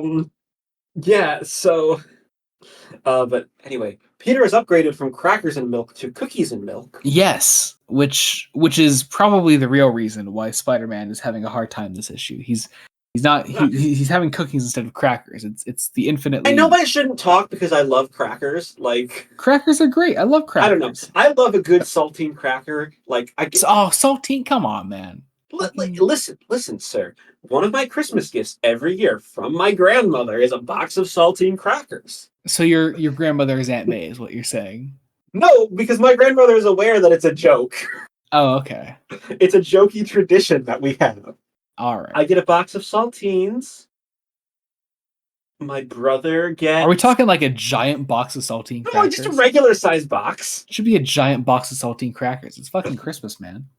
It's this is the weirdest conversation we've had on this podcast. Is this the weirdest conversation we've had on this podcast? Anyway, I don't mean like just the saltine cracker bit. I mean just everything up to this point. You know what? I think this is what Marvel does to you. It's weird. This is your brain on Stan Lee. Anyway, so Peter's not doing well. I guess he's sick, and then the next day he's fine. Well, no, he's pretending to be sick because he had his costume on. Yeah. So he's hiding from which Aunt May. The logic of it doesn't work because he puts on a robe to cover up his costume, but like what? Like did he remove his boots or something? Or well, here's the thing, Joe. You're forgetting. What Stan Lee does just doesn't draw the feet. Yeah, that's it. That's the important part. Is as long as you don't draw the feet, we don't have to worry about that problem. So anyway, but the Sandman is doing more crimes. Yep, and then Peter gets up the next day and he's fine, and then Jameson is pissy as he goes into work. Which I guess we get our more proper Betty Brant this time around. She looks a bit more like Betty as we Looks a pass our bit more like secretary. Betty. Yeah. Anyway, But I don't think she gets named yet. But no. Jameson goes to sit down in his chair, and Peter put webbing on his chair. Yep. And that's I like. I'm sure it's funny. I'm sure it's Oh, funny. they give her a name. They do. Do they Peter actually name calls her? her Miss Brant. It's There we Betty go, Miss Brant. Brant. Miss Betty Brant. There we go. Again, weird that it takes some of these characters so long to really get names. And we actually in the scene right after this, we actually named Liz for the first time. Yeah, we named Liz. I think this, like, in my expectations right up before going into this, I wasn't expecting this type of like sexism on like literally all the female characters are objects. Like, yeah, for so much of this, they could literally be replaced with a sexy lamp. Yeah. I will say, like, Liz and Betty are. I mean, Betty's a much better character in Volume 2. Betty starts to show some stuff like later on, but at least a Liz gets at least a personality in Volume 2. I would say. Yeah, at least a little. I mean, she kind more of has more on some that next bits. time. Yeah. But yeah, Sandman. Sandman turns into a snake because again, apparently he's just Mr. Fantastic. I guess he is. Like that's not how that would work, right? Like no, he turns into sand. Like and so not like to bring up the Raimi films, but the Raimi films did it really well in the way they like he was literally a bunch of sand. Yeah. Oh, I love this. Then Mr. Sandman goes to Midtown High for some reason because he wants a diploma. He just because he never graduated school, so he wants a diploma. Yes, Mr. Principal of Midtown High. I am a supervillain. Give me a high school diploma. I feel like that's actually one of those moments where Stanley is like very aware of how ridiculous his story is. It doesn't happen often, I think, but like I think he's very aware in that moment. So Spider-Man comes in. And well, here's the thing, and the principal is like, I won't do it. A diploma must be earned. I kept getting, that episode of Batman 66 where the Joker goes to school? Yeah, and he meets his match, the Grizzly Ghoul. Yeah. That one, yeah. That one. It's that. So the Spider-Man comes in and he's able to punch the Sandman because the Sandman didn't know that he was there, so he didn't have time to turn into sand. So therefore, Spider-Man was able to punch him. I will say, to bring it to seriousness just a little bit, I do like sort of the dichotomy of the adults don't like Spider-Man, but the kids do. Like, it's an interesting dynamic. And I have a feeling Spider-Man could be a great book to like really explore counterculture and like generational gaps, things like that. We don't really do that a whole lot because this is still by Stan Lee. Yeah. But I think Stan Lee thinks that's what he's doing. That's possible. Yeah. And for effort. In this scene, all the kids wonder where Peter is, and Flash is like, he's probably hiding with his head under a desk somewhere. And it's like the kids themselves are always drawing attention to the fact that you never see Peter Parker and Spider-Man at the same place. But anyway, is one of them to go to J. Jonah Jameson with that fact. Yeah, and Jameson would put two and two together. Yeah, but then Sandman once again becomes Mr. Fantastic and turns his arms into blocks and stretches them out to hit Spider-Man, and then he disappears.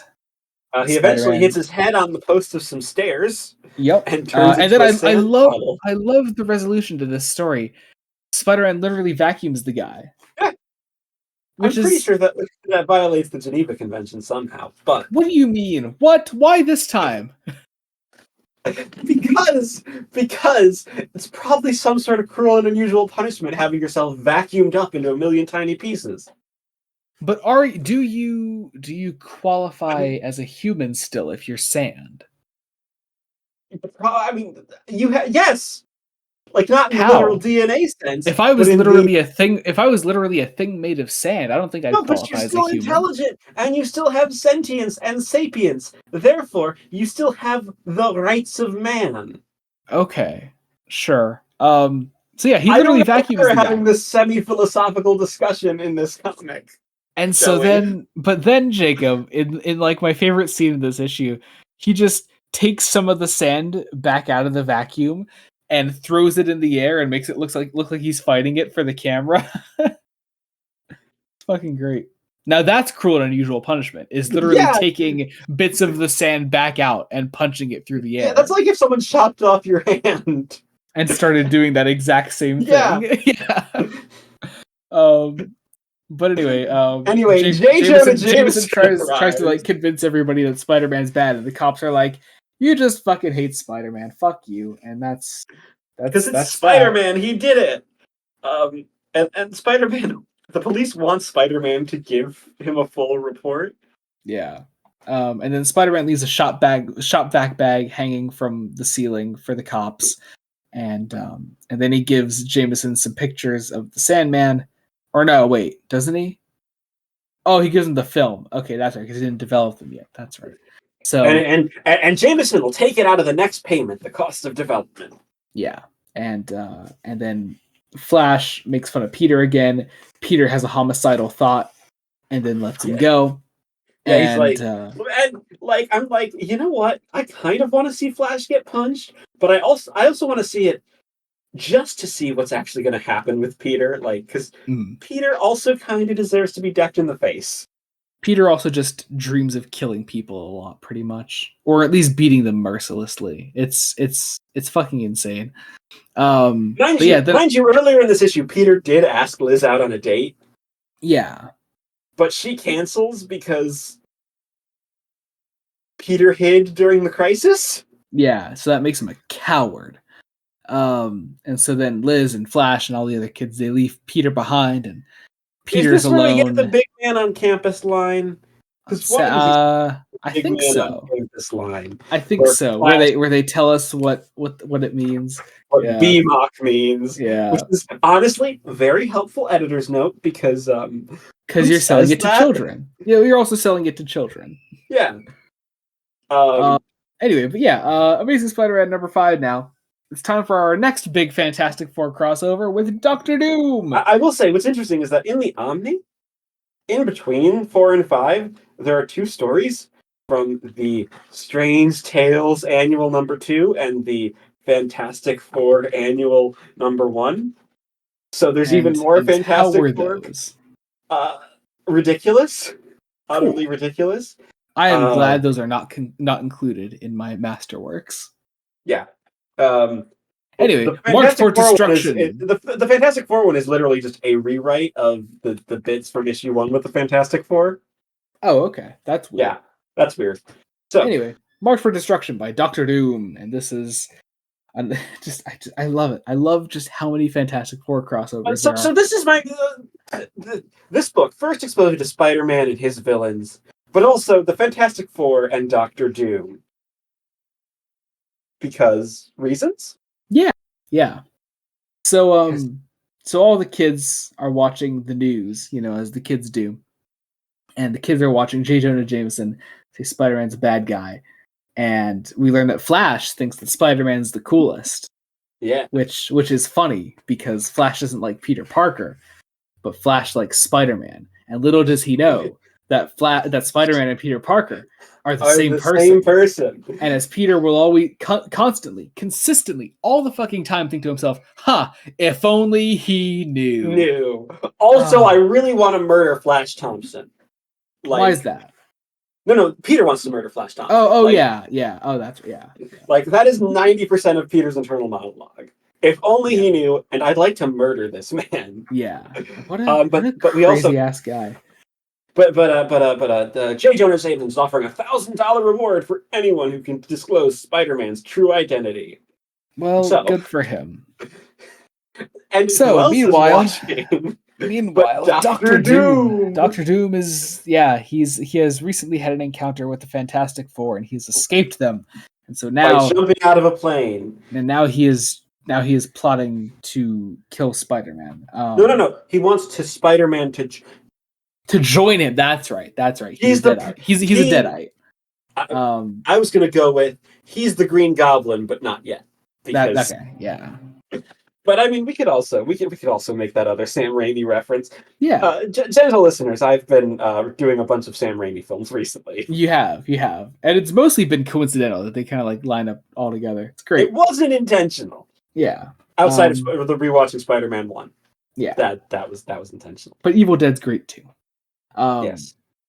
Um. Anyway, so So yeah, Doctor Doom wants Doctor Spider-Man to Doom is join going him. to transmit a message to Spider-Man on his own wavelength. Yeah. He's like calling Spider-Man. Calling Spider-Man. He's like, Spider-Man, it is necessary for you to make isn't necessary for you to make an entrance so dramatic. My impetuous friend as Spider-Man goes to meet with him. He's like, hey, man, join me and together we will rule the galaxy as Doctor Doom and Spider-Man. I will also say, you can tell Doctor Doom is a character not designed by Steve Ditko. Yeah, oh yeah, he has a hard time with this guy. Like, it seems like Ditko's trying to make the mask a moat. I don't think. Can the mask emote? Like, I don't I believe it cannot. I believe. yeah, because it's like it's a mask. Like it doesn't. Yeah. Like you can make masks emote, but like what Ditko's doing is making it like emote like a human and not like a mask. If that makes sense. Yeah. But yeah. So anyway, so Doctor Doom, the Doctor Doom that is speaking to Spider-Man now is not really Doctor Doom. It's a decoy. That Spider-Man has it's a robot. Yeah. And so little does Spider-Man know he's standing right on a trap door that he jumps above. Because Doctor Doom is a supervillain. Like yeah. He is the prototypical supervillain of I have a trap door. Also, I love how it's like, no, I'm not evil. I'm not going to. This is very much the It seems that an evil villain wants me to work with him. Maybe I'm doing something wrong. Like, this is a time for reflection, Peter. But yeah, in their fights, Peter escapes and he falls into the water below and then gets out of there. Peter goes to see Betty and JJ and with some pictures of the burning building. Yep. And the public thinks Spider-Man blew up that building. Yep. For some reason. And then, and meanwhile, everyone in high school's a dick. Flash is dressing up as Spider-Man so he can, I don't know, fuck with Peter with the costume, I guess. Yeah, he wants to like prank Peter Parker. Yeah, which okay. Well, no, it is a really funny setup though. Because Peter Parker insulted Flash Thompson's husband, Spider-Man. Yeah, that's true. And so that is unacceptable. Now Peter must die. Yes. And so as Peter is walking home, then Flash is waiting. Sorry, as Peter is walking home, and then Flash gets ready to prank Peter. But Doctor Doom sees Flash dressed as Spider-Man. So Doctor Doom kidnaps Flash Thompson as and Doctor Doom then makes a TV broadcast telling the world that he has Spider-Man, he has him kidnapped, and his demands are the Fantastic Four has to disband and surrender to him one at a time in exactly 1 hour. Yep. And so Peter gets a call from Liz Allen then. And she's also like, Peter. Also Aunt May is happy. Because like, well, at least it's just that Spider-Man. Good thing that horrible Spider-Man was locked up. I mean, great. But Liz tells Peter that Flash is missing. Yeah. And it's an interesting scene because it's like, oh, Liz might be a human being. Yeah. And also Peter then fucking laughs his ass off because Flash was kidnapped. It's great. And then that he puts on his actual Spider-Man costume after he cuts the power to his own fucking house. Well, because Aunt May won't let him out of the house. That evil Doctor Doom and that evil Spider-Man, and heaven knows who else is out. And so Peter's like, Peter pulls some psycho shit. He cuts the power to his house, and he's like, "Hey, Aunt May, I'll go out and get a fuse, and everything will be okay. But you gotta let me out of the house." And she's like, "All right, we'll be back. Hurry back, whatever." So he becomes Spider-Man and goes to Doctor Doom, and there's a fight, and that's it. There is also, of course, still the Doctor Doom duplicate decoy robot thing in play. Also, giant balls. Giant balls attack Spider-Man. I think they're like pinballs. Like giant pinballs. Yeah. And so I love describing all this. Spider-Man then is Steve Ditko isn't actually great on this action because it's so clearly with like stuff that you need a Jack Kirby for. Yeah. But yeah, he fights Doctor Doom, he fights the decoy, and he's able to beat both of them. Or no, Doctor Doom gets away. Real Doctor Doom gets away. Yeah. Because he's got to appear in the Fantastic Four number whatever. Yeah, exactly. And so then Peter gets Flash out of there. Flash is safe. He actually doesn't. He doesn't. He forgets about Flash. How does Flash get out of there then? I swear I read this just like. Well, here's the thing. Peter goes home and is like, "Oh no, I forgot to get the fuse." So he's rushing home. Flash is left in there, but that's when the Fantastic Four show up and like grab him. The thing looks like he's gonna beat Flash to death, which is fucking brilliant. And that's pretty much the end of that. Flash tells everybody he's like that he wasn't scared of Doctor Doom because he couldn't keep me a prisoner for long. And it's like, this is the big man on campus one. That's it. Flash, this will really make you the B-mock around here. You know what happened in that moment is there. Who lettered this one? Was it Simic? I think it was Simic. Oh no, Rosen. It was S. Rosen. S. Rosen like drew a speech bubble and was like, "Shit, I don't have enough space to write big man on campus." So he wrote that and then made an editor's note. No. And I'm assuming that's what happened there.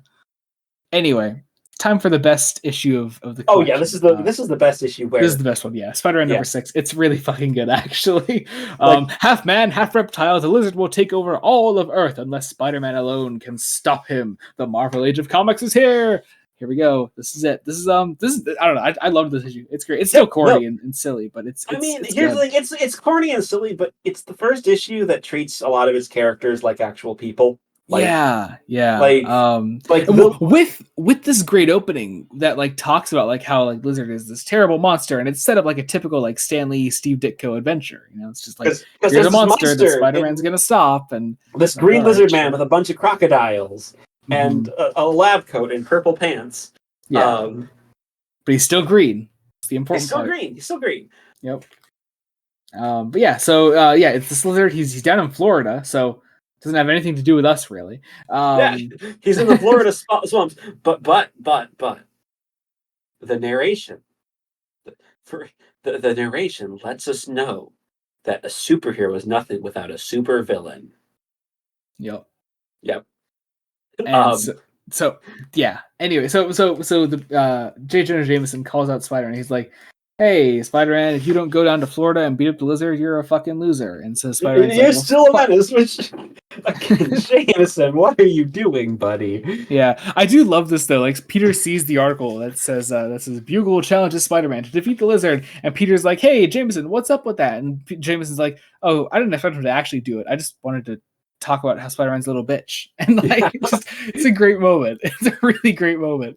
So I will say the flaws in this issue is some of the padding right here that we then get. We get a very nice little character moment with Betty. Where Betty's like, "Hey, I think you should have sent you to cover the lizard. You'd get a real scoop and you're a great photographer."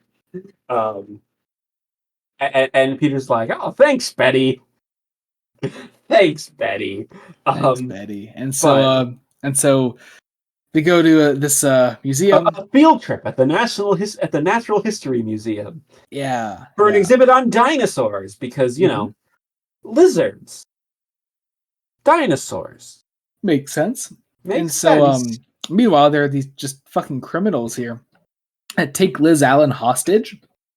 I will say, living in the 21st century of the United States, where we do have this obsessive gun culture, I find it so funny that just these criminals with guns just walk into waltz into a museum. Yeah, Like, yeah. Stanley predicted the future is what yeah, we're I don't seeing, I think he guess. meant to though. He did no, most definitely not. But it's there. So anyway, so yeah, We get some Spider-Man nice leaps into Spider-Man action. quips. Oh yeah, Spider-Man leaps into action. He stops these guys and he calls Liz Blue Eyes, and this causes Liz to think that Spider-Man is madly in love with Love her. with her. And you know what? It is legitimately funny. I think it's It's really fucking funny. but is it I don't know. intentionally so? Oh yeah, yeah. Yeah. That's what I should say. It's like it's funny in a way that like Stanley actually meant it to be funny, not in a look at how silly this is, kind of way. But anyways, yeah. Spider-Man goes to see Jameson then, and he's like, He "Hey, you little bitch. I'm gonna he, go fight." it's like James is like, well, who's that? Well, it's not Fats Domino, which is a weird fucking reference. Yeah, Spider-Man's like, you know what? In describing this book, I keep characterizing everyone like those fucking Moon Knight memes. Did you ever No, see but like like they are those the edited Moonlight Moon Knight memes. panels? Yeah, Yeah, was my first exposure to the character of Moon Knight. I was quite disappointed when I found out, no, that's not an actual yeah. dialogue. Wait, which one are you referring to? Uh, the money It, one. oh, the Dracula one. I The know you're big here, fucking Dracula. nerd. You big fucking nerd. Where's my goddamn money? Money. So good. It's so good. Yeah, I don't know. It's like that. But anyway, so yeah, so Spider-Man's like, I'm gonna go fight the lizard, and You need to send Peter Parker. yeah, Like and so he and leaves him and there, like and and like and like pay for his travel fees. and also give him a raise, And 'cause, get like, right. yeah. I did. It's like he Also strung do Jameson my up to this. taxes. I don't know. Like, it's just like it's weird. Anyway, yeah. So James is Jameson like, falls to the floor. Um, oh, that's right. Yeah, because he leaves Jameson up there, and Jameson like, yeah, he falls down, and yeah, he gets Peter then, and he's like, hey, I'm sending you to Florida, and I'm coming with you. And Peter's like, fuck. All right. So they go to Florida. Him and the best Jameson. buddy cop duo, Yep. Jameson And and Parker. and as they're on their way there, Peter starts reading up on a reptile expert, Dr. Curtis Connors, who he plans to talk Who's to live while near he's the down there. Everglades. He might be Yep. of some help. Yeah. Which again, it's simple, and the It's twist is kind of simple. obvious, but it's not bad. Like it's nice setup. It's good. So we go out there. Spider-Man makes his way to the Everglades, um and Lizard pops out of the swamp and attacks him, and um right next to Connors' house. And so after the attack, Spider-Man goes to see Connors' wife, um, and she explains the tragic backstory of Curtis Connors, or as we now know him, the Lizard. And it's cool. It's a cool idea. It's a good twist. The twist doesn't happen until halfway through the issue. Yeah. We learn about that Curtis Connors doesn't have an arm. He's missing his right arm. He lost it in World War II. He's been experimenting with lizards to like potentially regrow back his arm, and he he succeeds. was a responsible scientist. He tested it on animals first. Yeah, So like yeah, it worked. There was apparently no reason to believe he may become a lizard man. So he yeah. tries it on himself. He grows an arm. Yep. And then Um, he grows some more things like scales and a tail, and he's evil now. And so he runs out into the night, and he also writes a letter, which I find really funny. You see him it's like crying there as take he writes his Billy, letter. Yeah. leave, never come back. And so Spider-Man goes out as the lizard is watching Billy, his kid. He saves the kid, and he fights the lizard, and He's becoming less. The idea is that the lizard is becoming less human. mhm. Um, He's like, yeah, so being forget Connors and all that. And so so Spider-Man, because Spider-Man is a science student, mhm, creates an anti-lizard serum as one does easily. easily. Yeah, and so he takes the serum to the lizard. Um, there's a In the fight swamp. between them. Oh, with these wonderful web shoes that he makes for himself to Yeah, walk on the water with. like web lily pad shoes. Yep. He Walking and like punting on the water. He fights a Yeah, snake. He fights a yeah. snake. Um, And so he goes to the but lizard. Then there's a he who has I was an alligators. I get abandoned Civil War fort. yeah. Just go with it. Yeah, as he has his lizard pals with him to fight Spider-Man with. There's a fight. It's a cool fight against Dick goes good at action. Good at action. Yeah, I will yeah, say, I think Ditko could have done something a bit different with the lizard's head. Like, yeah. Which is I think like later versions of the character make him a bit more monstrous. yeah, Yeah. um, yeah. But He Spider-Man gives like him the forces him to serum. drink the serum, yeah, and he turns back to Connors and still doesn't have an arm, but you win some, you lose some. And then that's that. Spider-Man goes to Jameson and gives him pictures of the lizard, and Jameson's like, the lizard? How'd you ever get these pictures? And Peter's like, I bought them from an old Indian guide I met at the edge of the Everglades. Like, Well, you wasted your money, kid. why is that a good excuse? Can't Peter just be like, I literally found the fucking lizard? Like, I why does he go found with the that? lizard. Why can't he do that? Like, that makes no sense. And so Because James, remember, Peter Parker needs to be down on his luck. He's been but it having makes no sense that he can't take the credit for those pictures. Like, what? So anyway, he goes home. They fly back from Florida, and Peter goes home, and he calls he Liz, calls Liz. He's and like, he's like, "Hey, how about a date, you and me tomorrow night?" And Liz is like, "Fuck you! I only want Spider-Man." And Peter's like, "Well, that sucks. Imagine."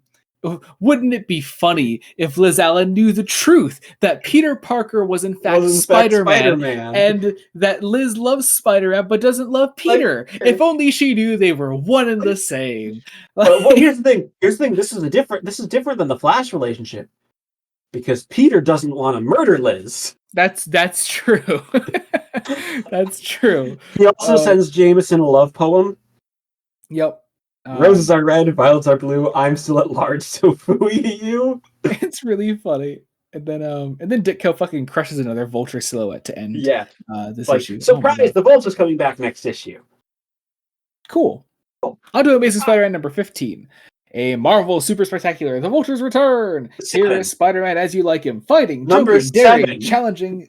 What did I say? 15. What? You said 15. Why did I say 15? Fuck I me. don't know. I don't know. Wow. Is Fuck. 15 a Vulture appearance? No, not even. I probably just had maybe Amazing Fantasy in my head for some reason. Because I said amazing. Amazing, maybe? I don't know. Wow, fuck. All right. Anyway, if second Vulture appearance, here we fucking go. Oh man, wow. These No, are something to talk about. I will say, Lizard one was good. The Vulture one is fun. It's fun. Like, It's okay. it's okay. Here's the thing. Here's the thing about my notes is a lot of my notes got really repetitive of just like Because it's like Lee doesn't. His look. I don't want to call Stanley a bad writer. He's just doing too much. So he just kind of kept doing the same shit over and over again. and besides, here's the problem is that 7 is, a good bit of campy fun, but it's smushed in between a really good issue and a really insane issue. Like, Yeah. so yeah. So Vulture's in prison. Again, still no name. They just call him the Vulture while he's in prison. But he's the What? best behaved prisoner in the place. I love that. He's a model inmate, they say. And this means that he's allowed to work with heavy machinery and he's able to do actual work at the prison. Which So he makes himself another flight suit and escapes. yeah. Who could have seen that coming? And so he escapes, and so there's word on the news, and Peter hears Vulture has escaped, and so Peter Once has to go again, deal with that. his excuse for getting away from his peers this time is he has a headache. Yep. Strange how you always get these headaches whenever something exciting is going on. Again, they call out that you never see Peter Parker and Spider-Man in the same place. Also, Peter's like, I can't take much more of this ribbing as Peter Parker. Sooner or later, someone's going to lose a mouthful of teeth. Oh my god. What the fuck? Like... And, Peter's also careless. he has his magnety thing to like, beat the Vulture. He has to leave the house in broad daylight, and a kid sees him leaving his house. Yeah. But the parents don't believe the kid. Oh no. It's so funny. But then so then Vulture then just, I don't know, he starts being a little shit goblin again. Like, There's a jewel. He finds the nearest jewelry showroom because that's his bit. He wants to steal diamonds. yeah, like vultures do. Because that's something That's that it. That's what he does. And so he I love describing the vulture in particular. Something about him is just so fucking funny to me. So he gets away. The cops are after him. Spider-Man finds him. He takes a picture of him. oh no, the magnetic inverter doesn't work What because the could be flight wrong suit is this different. time? Yeah, and so the crowd below is watching the fight above as Vulture kicks Spider-Man out of the sky and he falls to the ground. This is also the end of Spider-Man. And so his arm is broken. He fell on his arm, and Yes, or well, he thinks it's broken. thinks it's Apparently, broken. it's just a sprain. Yeah. It's like, Spider-Man, do you have a healing factor? I think you might have a slight healing factor. I know Wolverine and the whole healing factor in comics things won't exist for like a decade, Mm-hmm. but like he has a healing It's factor. probably implied here. Yeah, yeah. Yeah. We get a funny little scene where Peter does the classic on the wall as Aunt May goes to see him. She like walks into his room, doesn't think to look up as he's on the ceiling. Then she leaves. Peter then goes to the doctor to get himself checked. The arm is sprained. It'll be a few weeks. The Vulture won't wait that long though. Peter has to find a way to fight the Vulture still while his arm is sprained. And then we have another scene of children being dicks to each other. Yeah. Oh my god, we got another fucking psychotic, homicidal Peter Parker thought. Yeah. They're like, look at Peter Blush. Oh, Flash, honey, you're such a scream. And Peter's like, Blush, they don't even recognize I'm livid with anger. If I ever let go, I'll splatter that clout all over the landscape. What the fuck, dude? What the fuck? Oh my god. What? Anyway, so So the wow. Vulture decides his next thing is I'm going to make J. Jonah Jameson give me money. Yeah. And Because he owns two very popular newspaper thingies, a newspaper and a magazine. and then we get a fucking Clark Kent moment here with Peter and Betty. Betty's like, oh, Peter, nobody could sprain his arm playing volleyball. What really happened? Peter goes, okay, I'll tell you the truth. It happened in the air while I was fighting the Vulture for dear life. Oh, well, ask a silly question. It's like, great moment. Legitimately great moment. I love that. Yeah.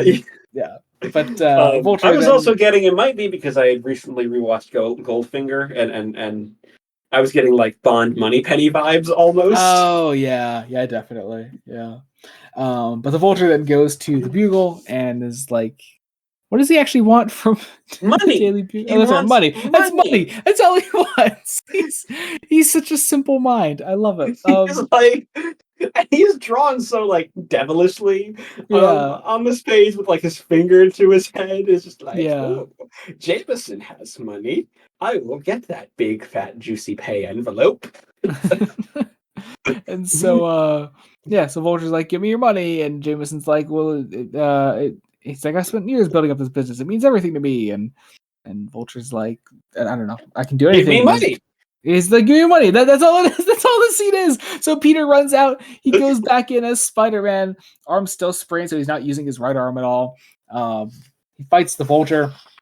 They leave the Bugle.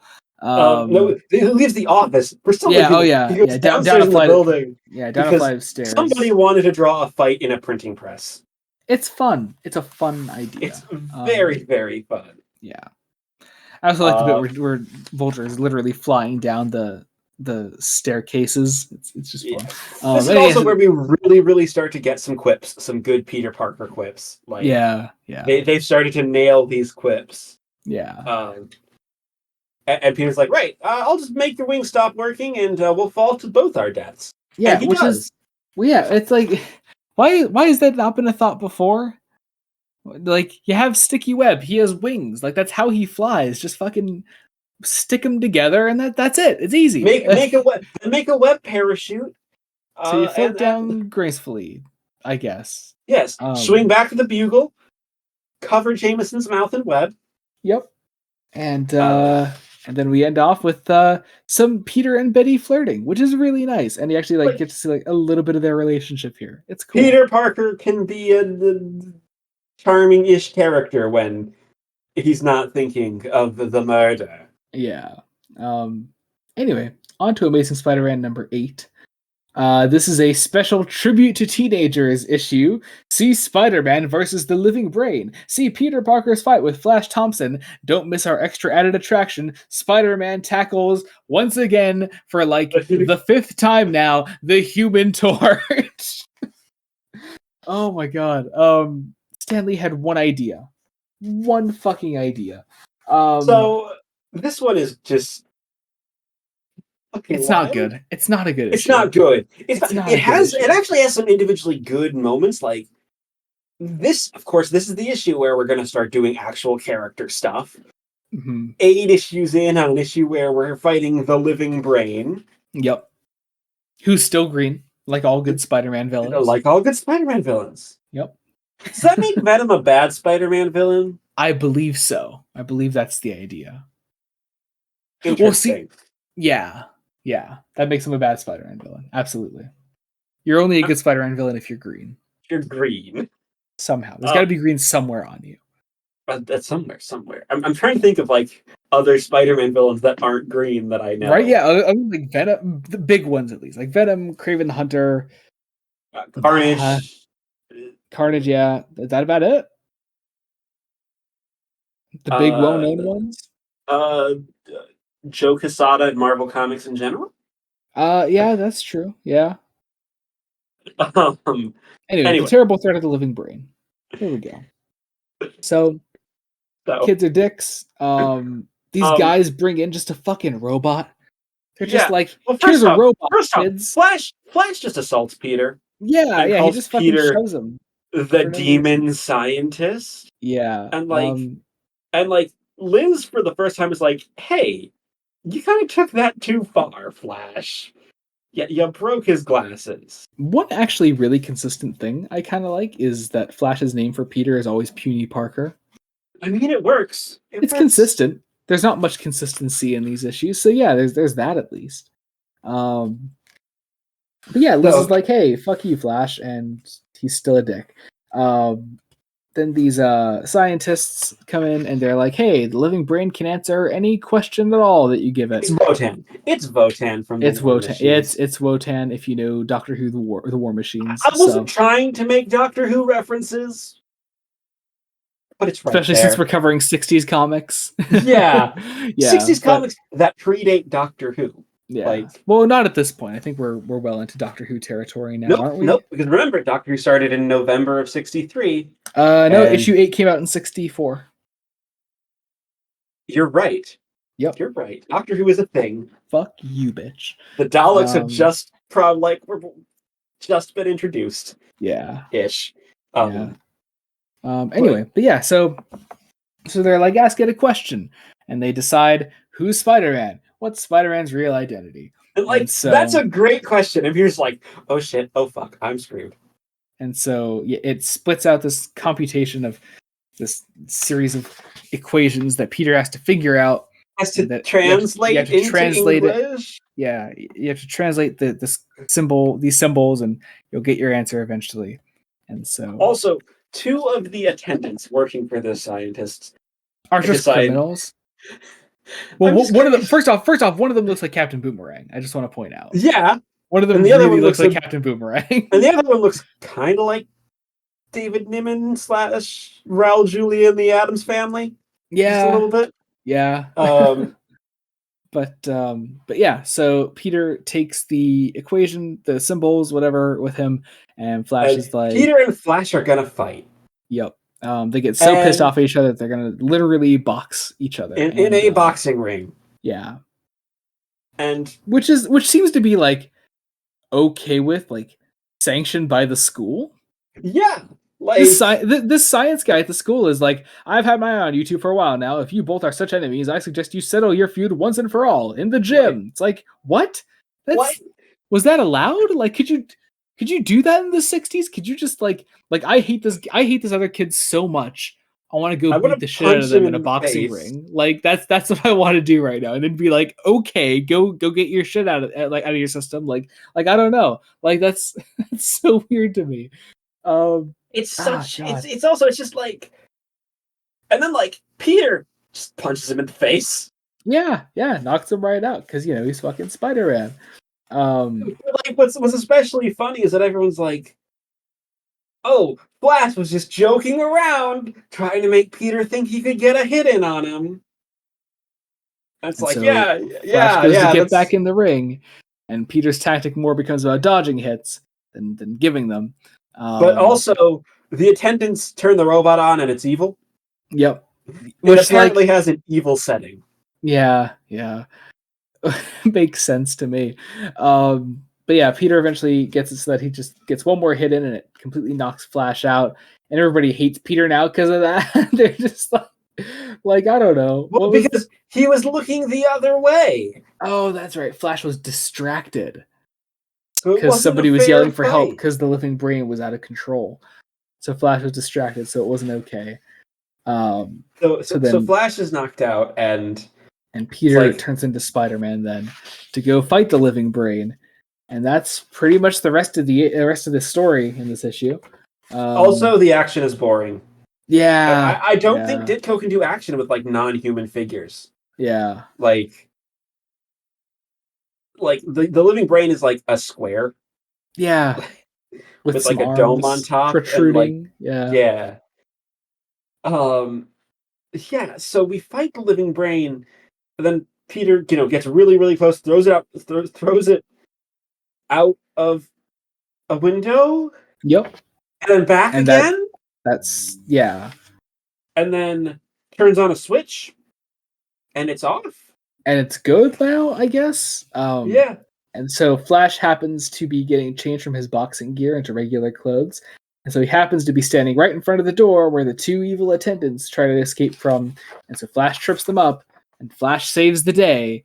And And all you the think, kids start saying that he's Spider-Man now. he might be So Spider-Man. He's yeah, just about Spider-Man's size. yep. He's dressed up as Spider-Man before. It makes sense. And that's the end of that first story. Going into Spider-Man Spider-Man tackles the tackles torch, which is a such a bad. Spider-Man surprise extra. Also, I'm so annoyed that this is our first proper story drawn by Jack Kirby. Yeah. The art's good The art's good. because it's Um, Jack motherfucking Kirby. Also, this is where But I'm like, wait, the Human Torch is like a teenager?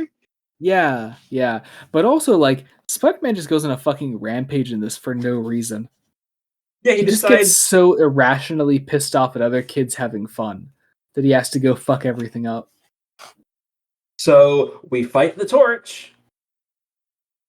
There's also a giant bat at one point. Yep. Yeah, makes a giant web bat creature thing. The Fights rest the of the Human Fantastic Torch. Four show up. Yep. And Spider-Man is apparently able to stop them all. Well, you gotta know he's the most powerful Marvel character. That is a true fact. Stan He Lee also told me believes so. that the Invisible Girl is the only good thing about the Fantastic Four. So he makes a little heart out of a web at the end, and that's that. Because, Sue Storm is girl. She is Oh man, just fuck. that was Anyway, yeah. I had to Amazing stop Spider-Man. reading there for like a day because I was like, Yeah, that wasn't great. yeah. Amazing Spider-Man number 9. Now we're almost at the end. We're almost there. We We are got we are introducing our last of the iconic Spider-Man villains for introduced in volume this 1 at volume. least. Yeah, this is Yeah. Electro here. Yeah. Um, a scene you will never forget. See the defeat of Spider-Man. What, like, he's been defeated like a fair few We have times seen already. this like 3 or 4 times, Yeah. Stan. I also love how someone Jacob, is you like, don't get it. You don't get it. Stan Lee every single month wrote the greatest story you've ever read, and I just think you're not appreciating him, man. I don't think he did. I don't think he really did. I I think mean, he truly believed that he just wrote fucking gold every month, and I love it. Like, I guess that's what cocaine will do to you. yeah, yeah. Do we have evidence that Stan Lee actually did cocaine? He We probably did. don't. He almost definitely did though, right? Like, come on.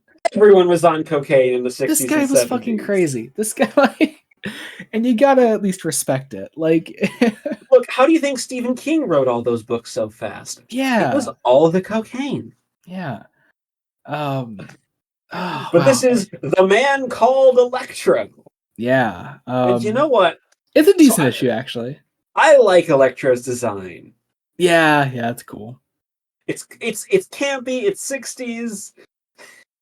You feel like He's this man is literally gonna got throw giant spikes coming off of his face that are probably more dangerous than the bolts that he yeah. shoots out.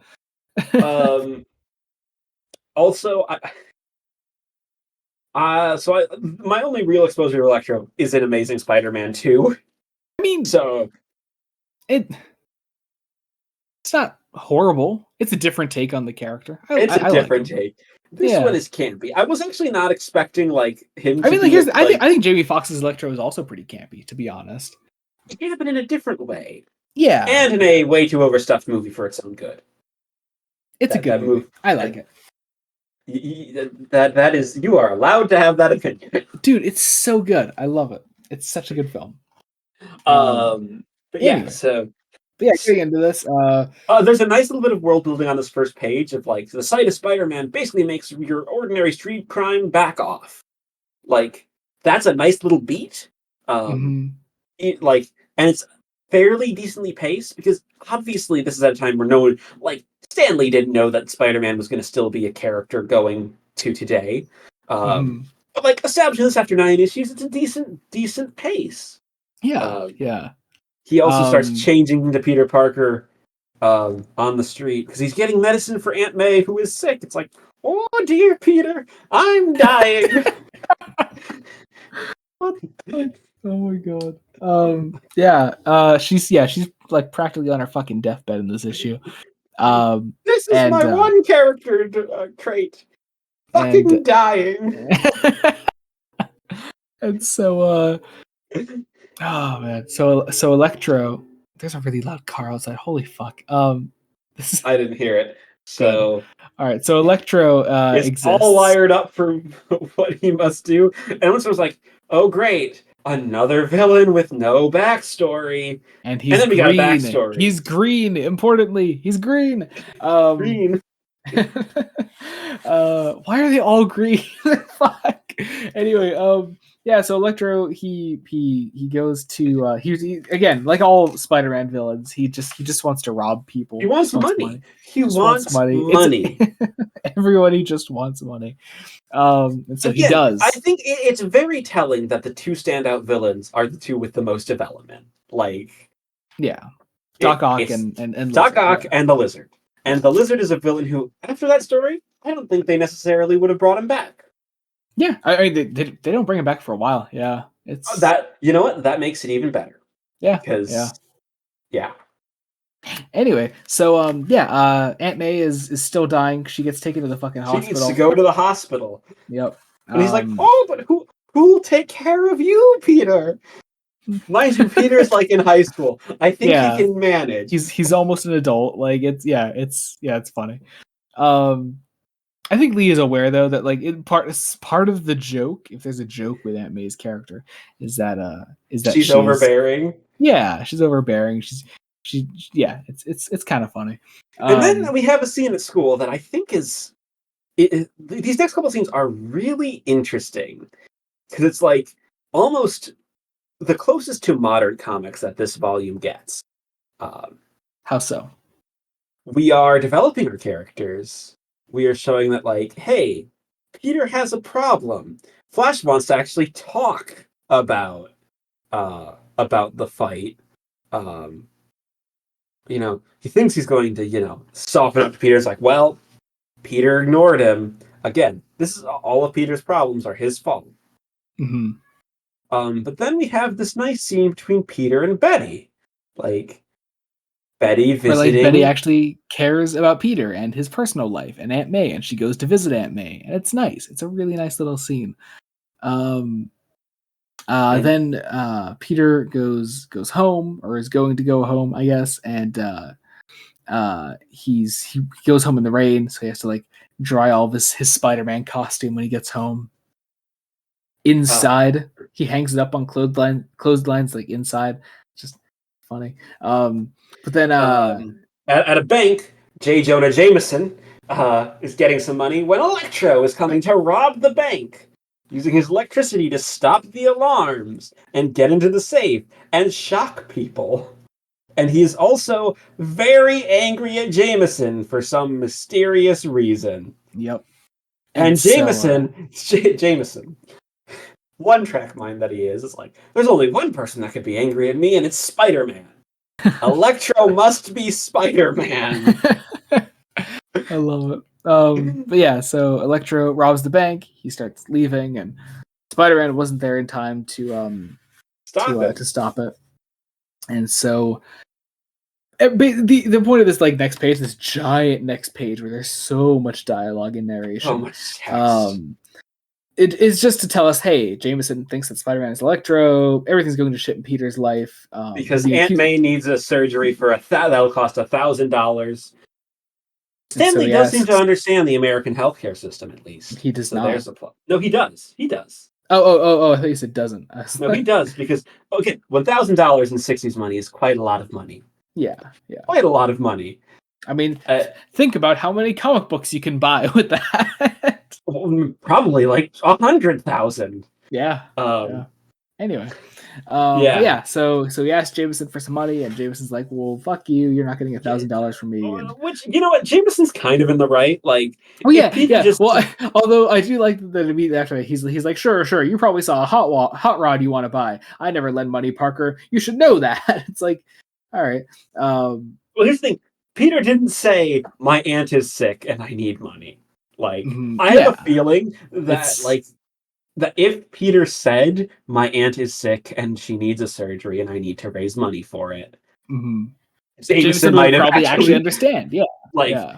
Jameson maybe not have given the full $1,000, but probably would have helped Peter because one of Jameson's very subtle traits is throughout this volume is that he kind of does care for Peter. Like A little behind bit. it all, just a Yeah, little bit. Like he likes working with the kid and thinks the kid will go far. Uh, yeah. he has a Um, heart. Also, Jameson wants photographic proof that that Electro is Spider-Man, and that's how he'll give him $1,000. Which, sure. Sure. But Spider-Man goes after Electro. Then he starts taking pictures of Electro, which, like, I don't know. I don't know why, like, morally dubious aspect of it aside, Peter probably could just fake a picture of him changing into like Electro gear or something. Like, I don't Yeah. know. Like, he can do that. He can just do that. Like, You could just do that. yeah, I don't know. Anyway, so so Also, yeah, so there's a fight Electro's then. like Peter gets shocked, and Electro's like, I didn't mean to do that, but oh well. Yeah. Like that feels like some comics code type thing where villains aren't allowed to be super villainous because it's the '60s. Yeah, yeah. Um and so then Peter once again defeated by Electro. I say it once again, just defeated in general. But he gets Then the money. goes, yep. Um and so he gets the money. He goes to pay for his aunt's surgery. Oh, we get Electro's backstory then actually, and once again we get a name for our character, which is nice, Max Dillon. Dylan, Um, who was an electrician, who, that someone, a man got stuck on a telephone pole, when some equipment went wrong. And it's like, and then it's like, I don't do anything for nothing. How much of a bonus will you give me to save this man's life? It's like, fine, we'll pay you $100. So he's just a villain. So he goes up, he saves him, but oh no, he gets struck by lightning and becomes an electric man. and decides to get to rob banks Yep. as Electro. As all good villains do. Which also just completely fails to explain why Electro hates Jameson. Yeah. There's no reason. There's just no reason. But yeah, so that yeah, Peter pays for the surgery. Aunt May's gonna be okay, but she's still gotta heal for a long time, I guess. Betty's there to give Peter some comfort and to have someone and like we have a nice scene all while a prison riot is happening because Electro is going to release some prisoners for some reason. Yep. Oh yeah, Jameson sees that as Electro's prison riot is happening, he sees Spider-Man swinging towards it. So Jameson's wrong, and he'll be a laughing stock again. And but Peter goes to the prison then to fight off the prison riot after Betty has told him not to. Yeah. And so yeah, big fight scene here. Okay fight. I don't know why Electro is using a gun in this scene. Oh yeah, Electro just has a gun. He just has a gun. Like you have a literal electricity shooting from your fingertips, guy. Like you do not need a gun. Yeah, like it makes no sense. Also, the panel with Electro with a gun is just a hilarious panel. It is, yeah. So many panels of this could be meme material. Yeah. Oh, totally. But then Spider-Man shoots some webs at Electro, and he uses those webs as whips, which is kind of cool. It's a cool idea. But also, he unmasks Electro after he's defeated and is like, "Who is this?" Oh wait! guy? Oh no! Those aren't webs. Okay, sorry. When you actually see, maybe that's why Stan Lee includes narration fucking everywhere, because one would think he took those webs and made them electric whips. No, Stan Lee fills in the panel that should probably be between these two and says that he rips some wires off of a wall. Yeah, instead of maybe showing wires being ripped from a wall. Yeah. Yeah. But yeah. So Peter defeats Electro by shooting some water at him, and it knocks him out. He takes off his mask and takes a picture of it, gives it to Jameson. Jameson is like really happy with him, and after threatening to sue him. Yeah, yeah. And so then we get this actually a really interesting scene between Peter and Betty. That we learned that what was it? Oh yeah, so yeah, okay, so it was here actually. I wasn't sure where we got the backstory. Betty explains that she's like she never explained to Peter like why she left high school and took a job. That she has like this past behind her that is a secret past that she can't tell Peter about. Which I know you were worried up to this point that because they were setting up a romance between Betty and Peter, and you were familiar with the Raimi films where Betty is played by an actress way older than Tobey Maguire. Yeah. So, yeah, or played by an actress that's older than the age that Tobey Maguire is supposed to be playing. Tobey Maguire is in his 30s. Yeah. But like, but anyway, also this is like just clear. Stan Lee got his start in romance comics. Like, yeah, romance drama. Yeah. But yeah, Aunt May's gonna be okay. Betty catches up with Peter afterwards. They walk away together. It's a nice note to end the issue on as we go into our final issue of today's Amazing Spider-Man number 10. Never has anyone fought such a merciless foes as the Enforcers. I would like to point out once again, most of them have green on them, all except one. Two. They all have green on them somewhere, except for the big guy. Oh no! You know what? Sometimes they don't color the purple one with green. Sometimes they do. Yeah, but he does in the actual issue. Like he has little green. And in this issue, we're gonna learn why J. Jonah Jameson really hates Spider-Man. First off, just what an underwhelming cover. Yeah, it's a pretty shit cover actually. It's kind of a shit issue to end the collection on. Like, yeah. I was kind of bored by this. Yeah. We get our first alliteration titles though, written by Smiling Stan Lee, illustrated by Swinging Steve Ditko, and lettered by Sparkling Sam Rosen. It's nice. It's great. It's something that'll definitely stick around for a while in the Lee run. So yes. Anyway, Here we go. We meet the enforcers. They're just some guys. They're just The some guys. Like They are there's not really a cowboy gimmick. gangsters. There's not even Cowboy really a gimmick. gangsters. They're just guys. And like, what are they enforcing? Nothing. There's no reason that they This should be is like called the the enforcers. Avengers. What are the Avengers avenging? Yeah, they're just some guys here. That's it. Um, I don't and know. nobody like. I think. Okay, I think this is supposed to be Steve Ditko's objectivism coming in a little bit with their designs. Uh, I guess Maybe it maybe feels. It if it is, it's feels. really muddled. Well, it's also muddled because Stan Lee is not an objectivist, Yeah, so and he's Stan Lee's doing the writing. yeah, But yeah, like because the big man is. I think he's supposed to be like a stand-in for the government probably in like a weird way, and maybe. maybe like because they're also loan sharks. I don't know.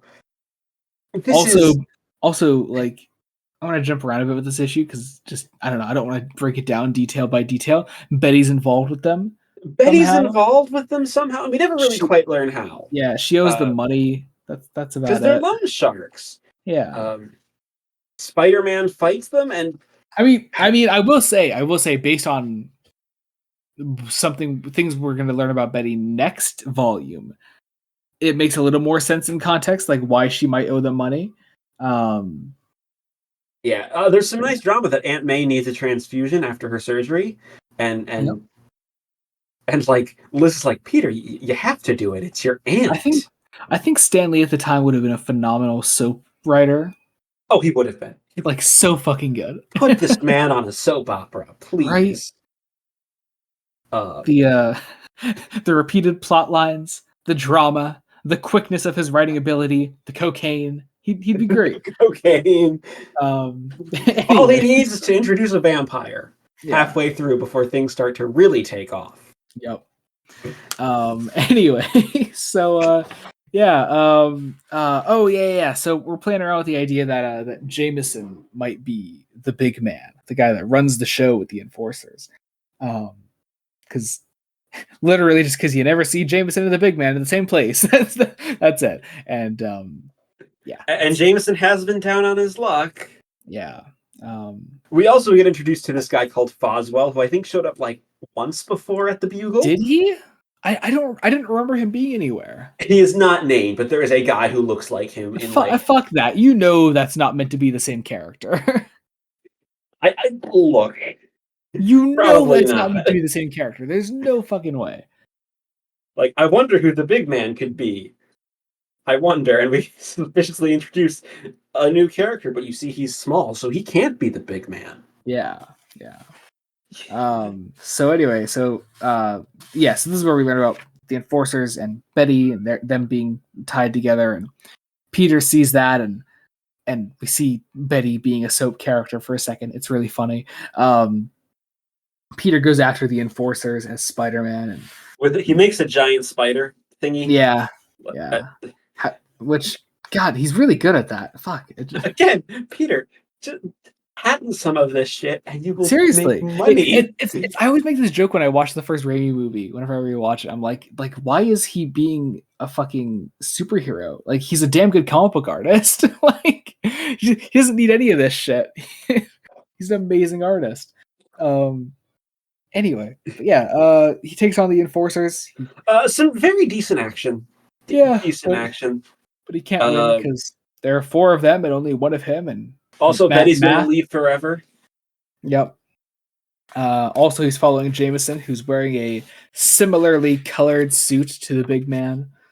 Never mind that, like in this, like everyone wears the same color suit. Yeah, they all wear green. Is the point.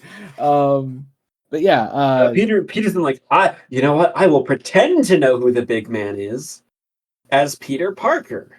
Yeah. To lure him out. Again, soap opera plot.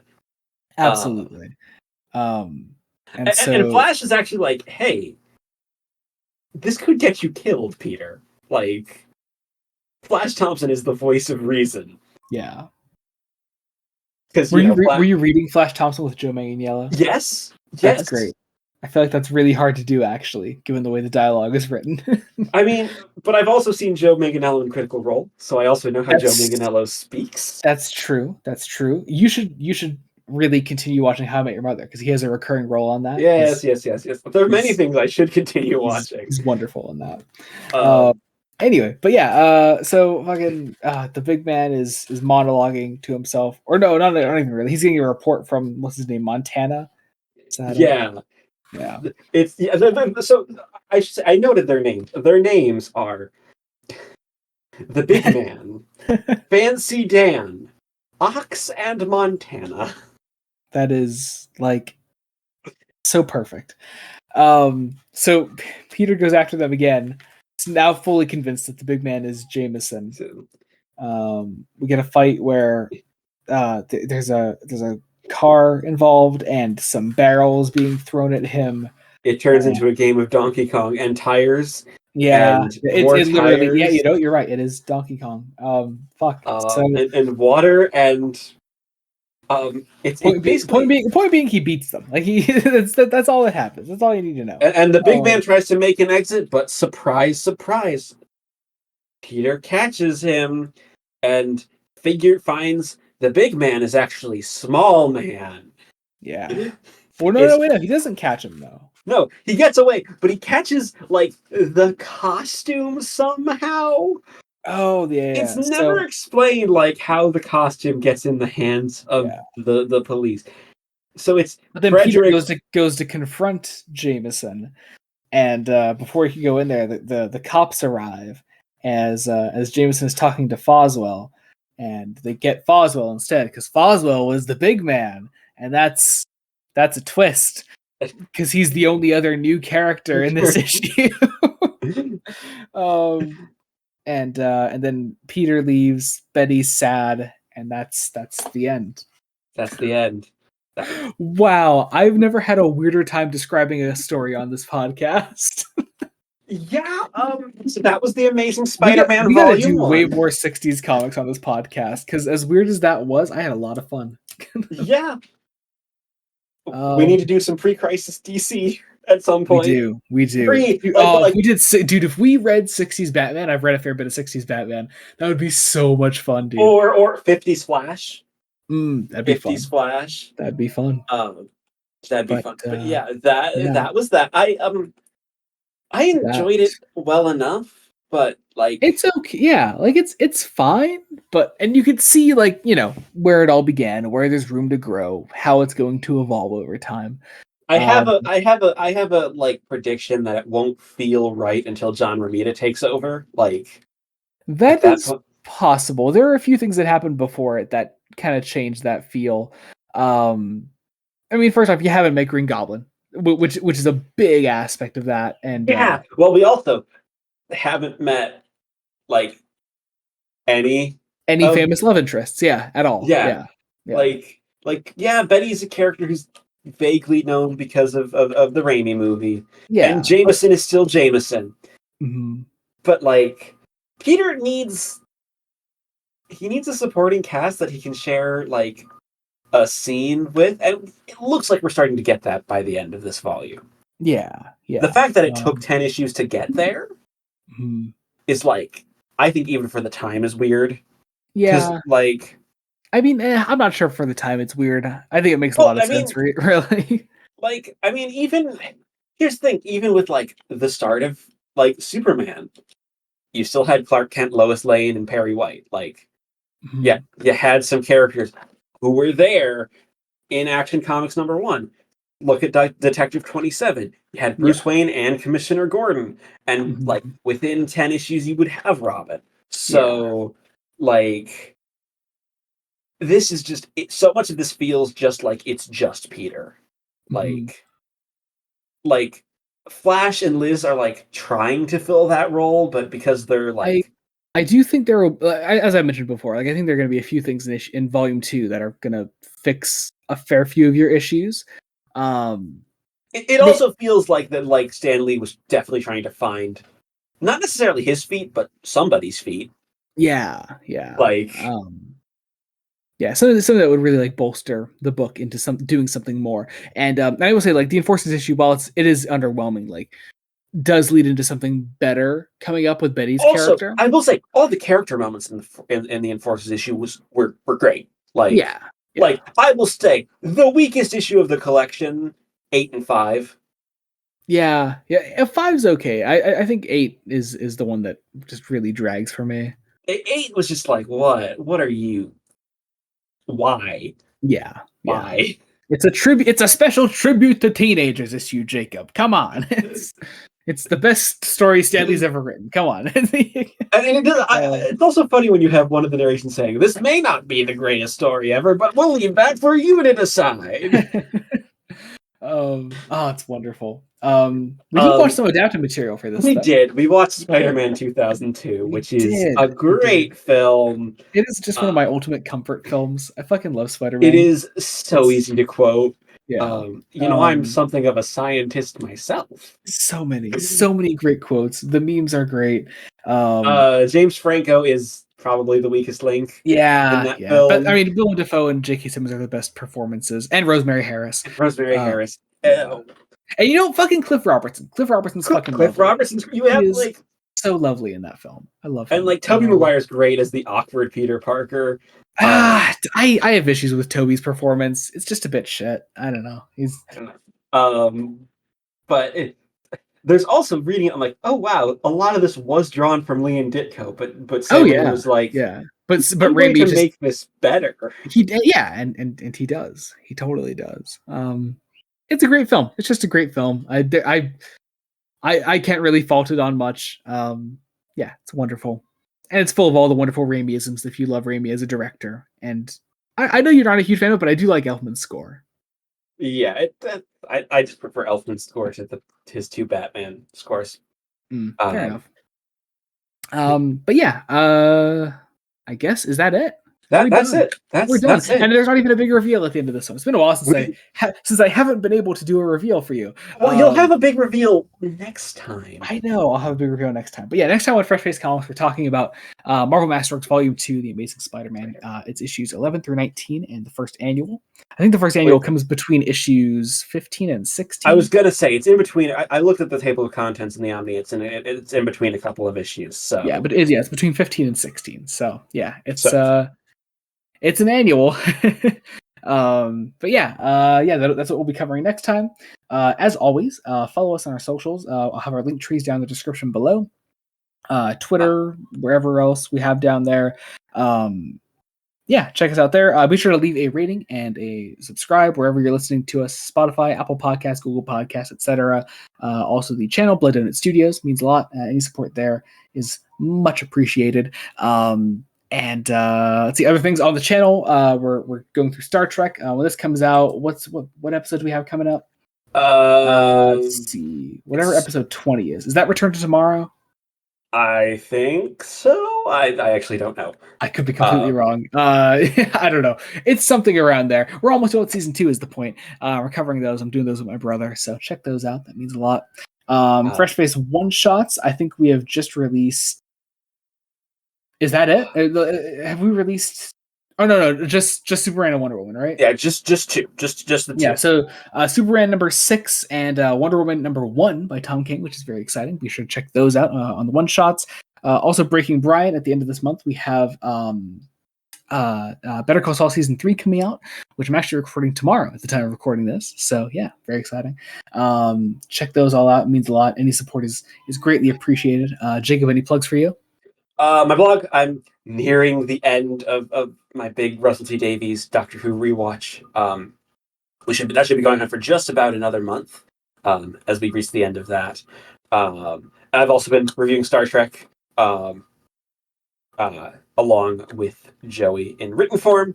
Haven't been doing as many books recently because it's been a weird month. It's all good. AKA, I was reading Lord of the Rings, and that's a very long book and one that you have to take a lot of time with because Yeah. it's So Tolkien. yeah. Yeah, But yeah, cool. That's it. Awesome. Thank you all so much for joining us for our very first ever Marvel episode. I realize as I'm saying this now, this may be your first time ever joining us, because Marvel is a completely different side of comics. As much as, like, for me, like, comics are just fucking comics, you know. I realize so many people differentiate, and if this is your first time joining us, I hope you enjoyed it. God, I hope you enjoyed it.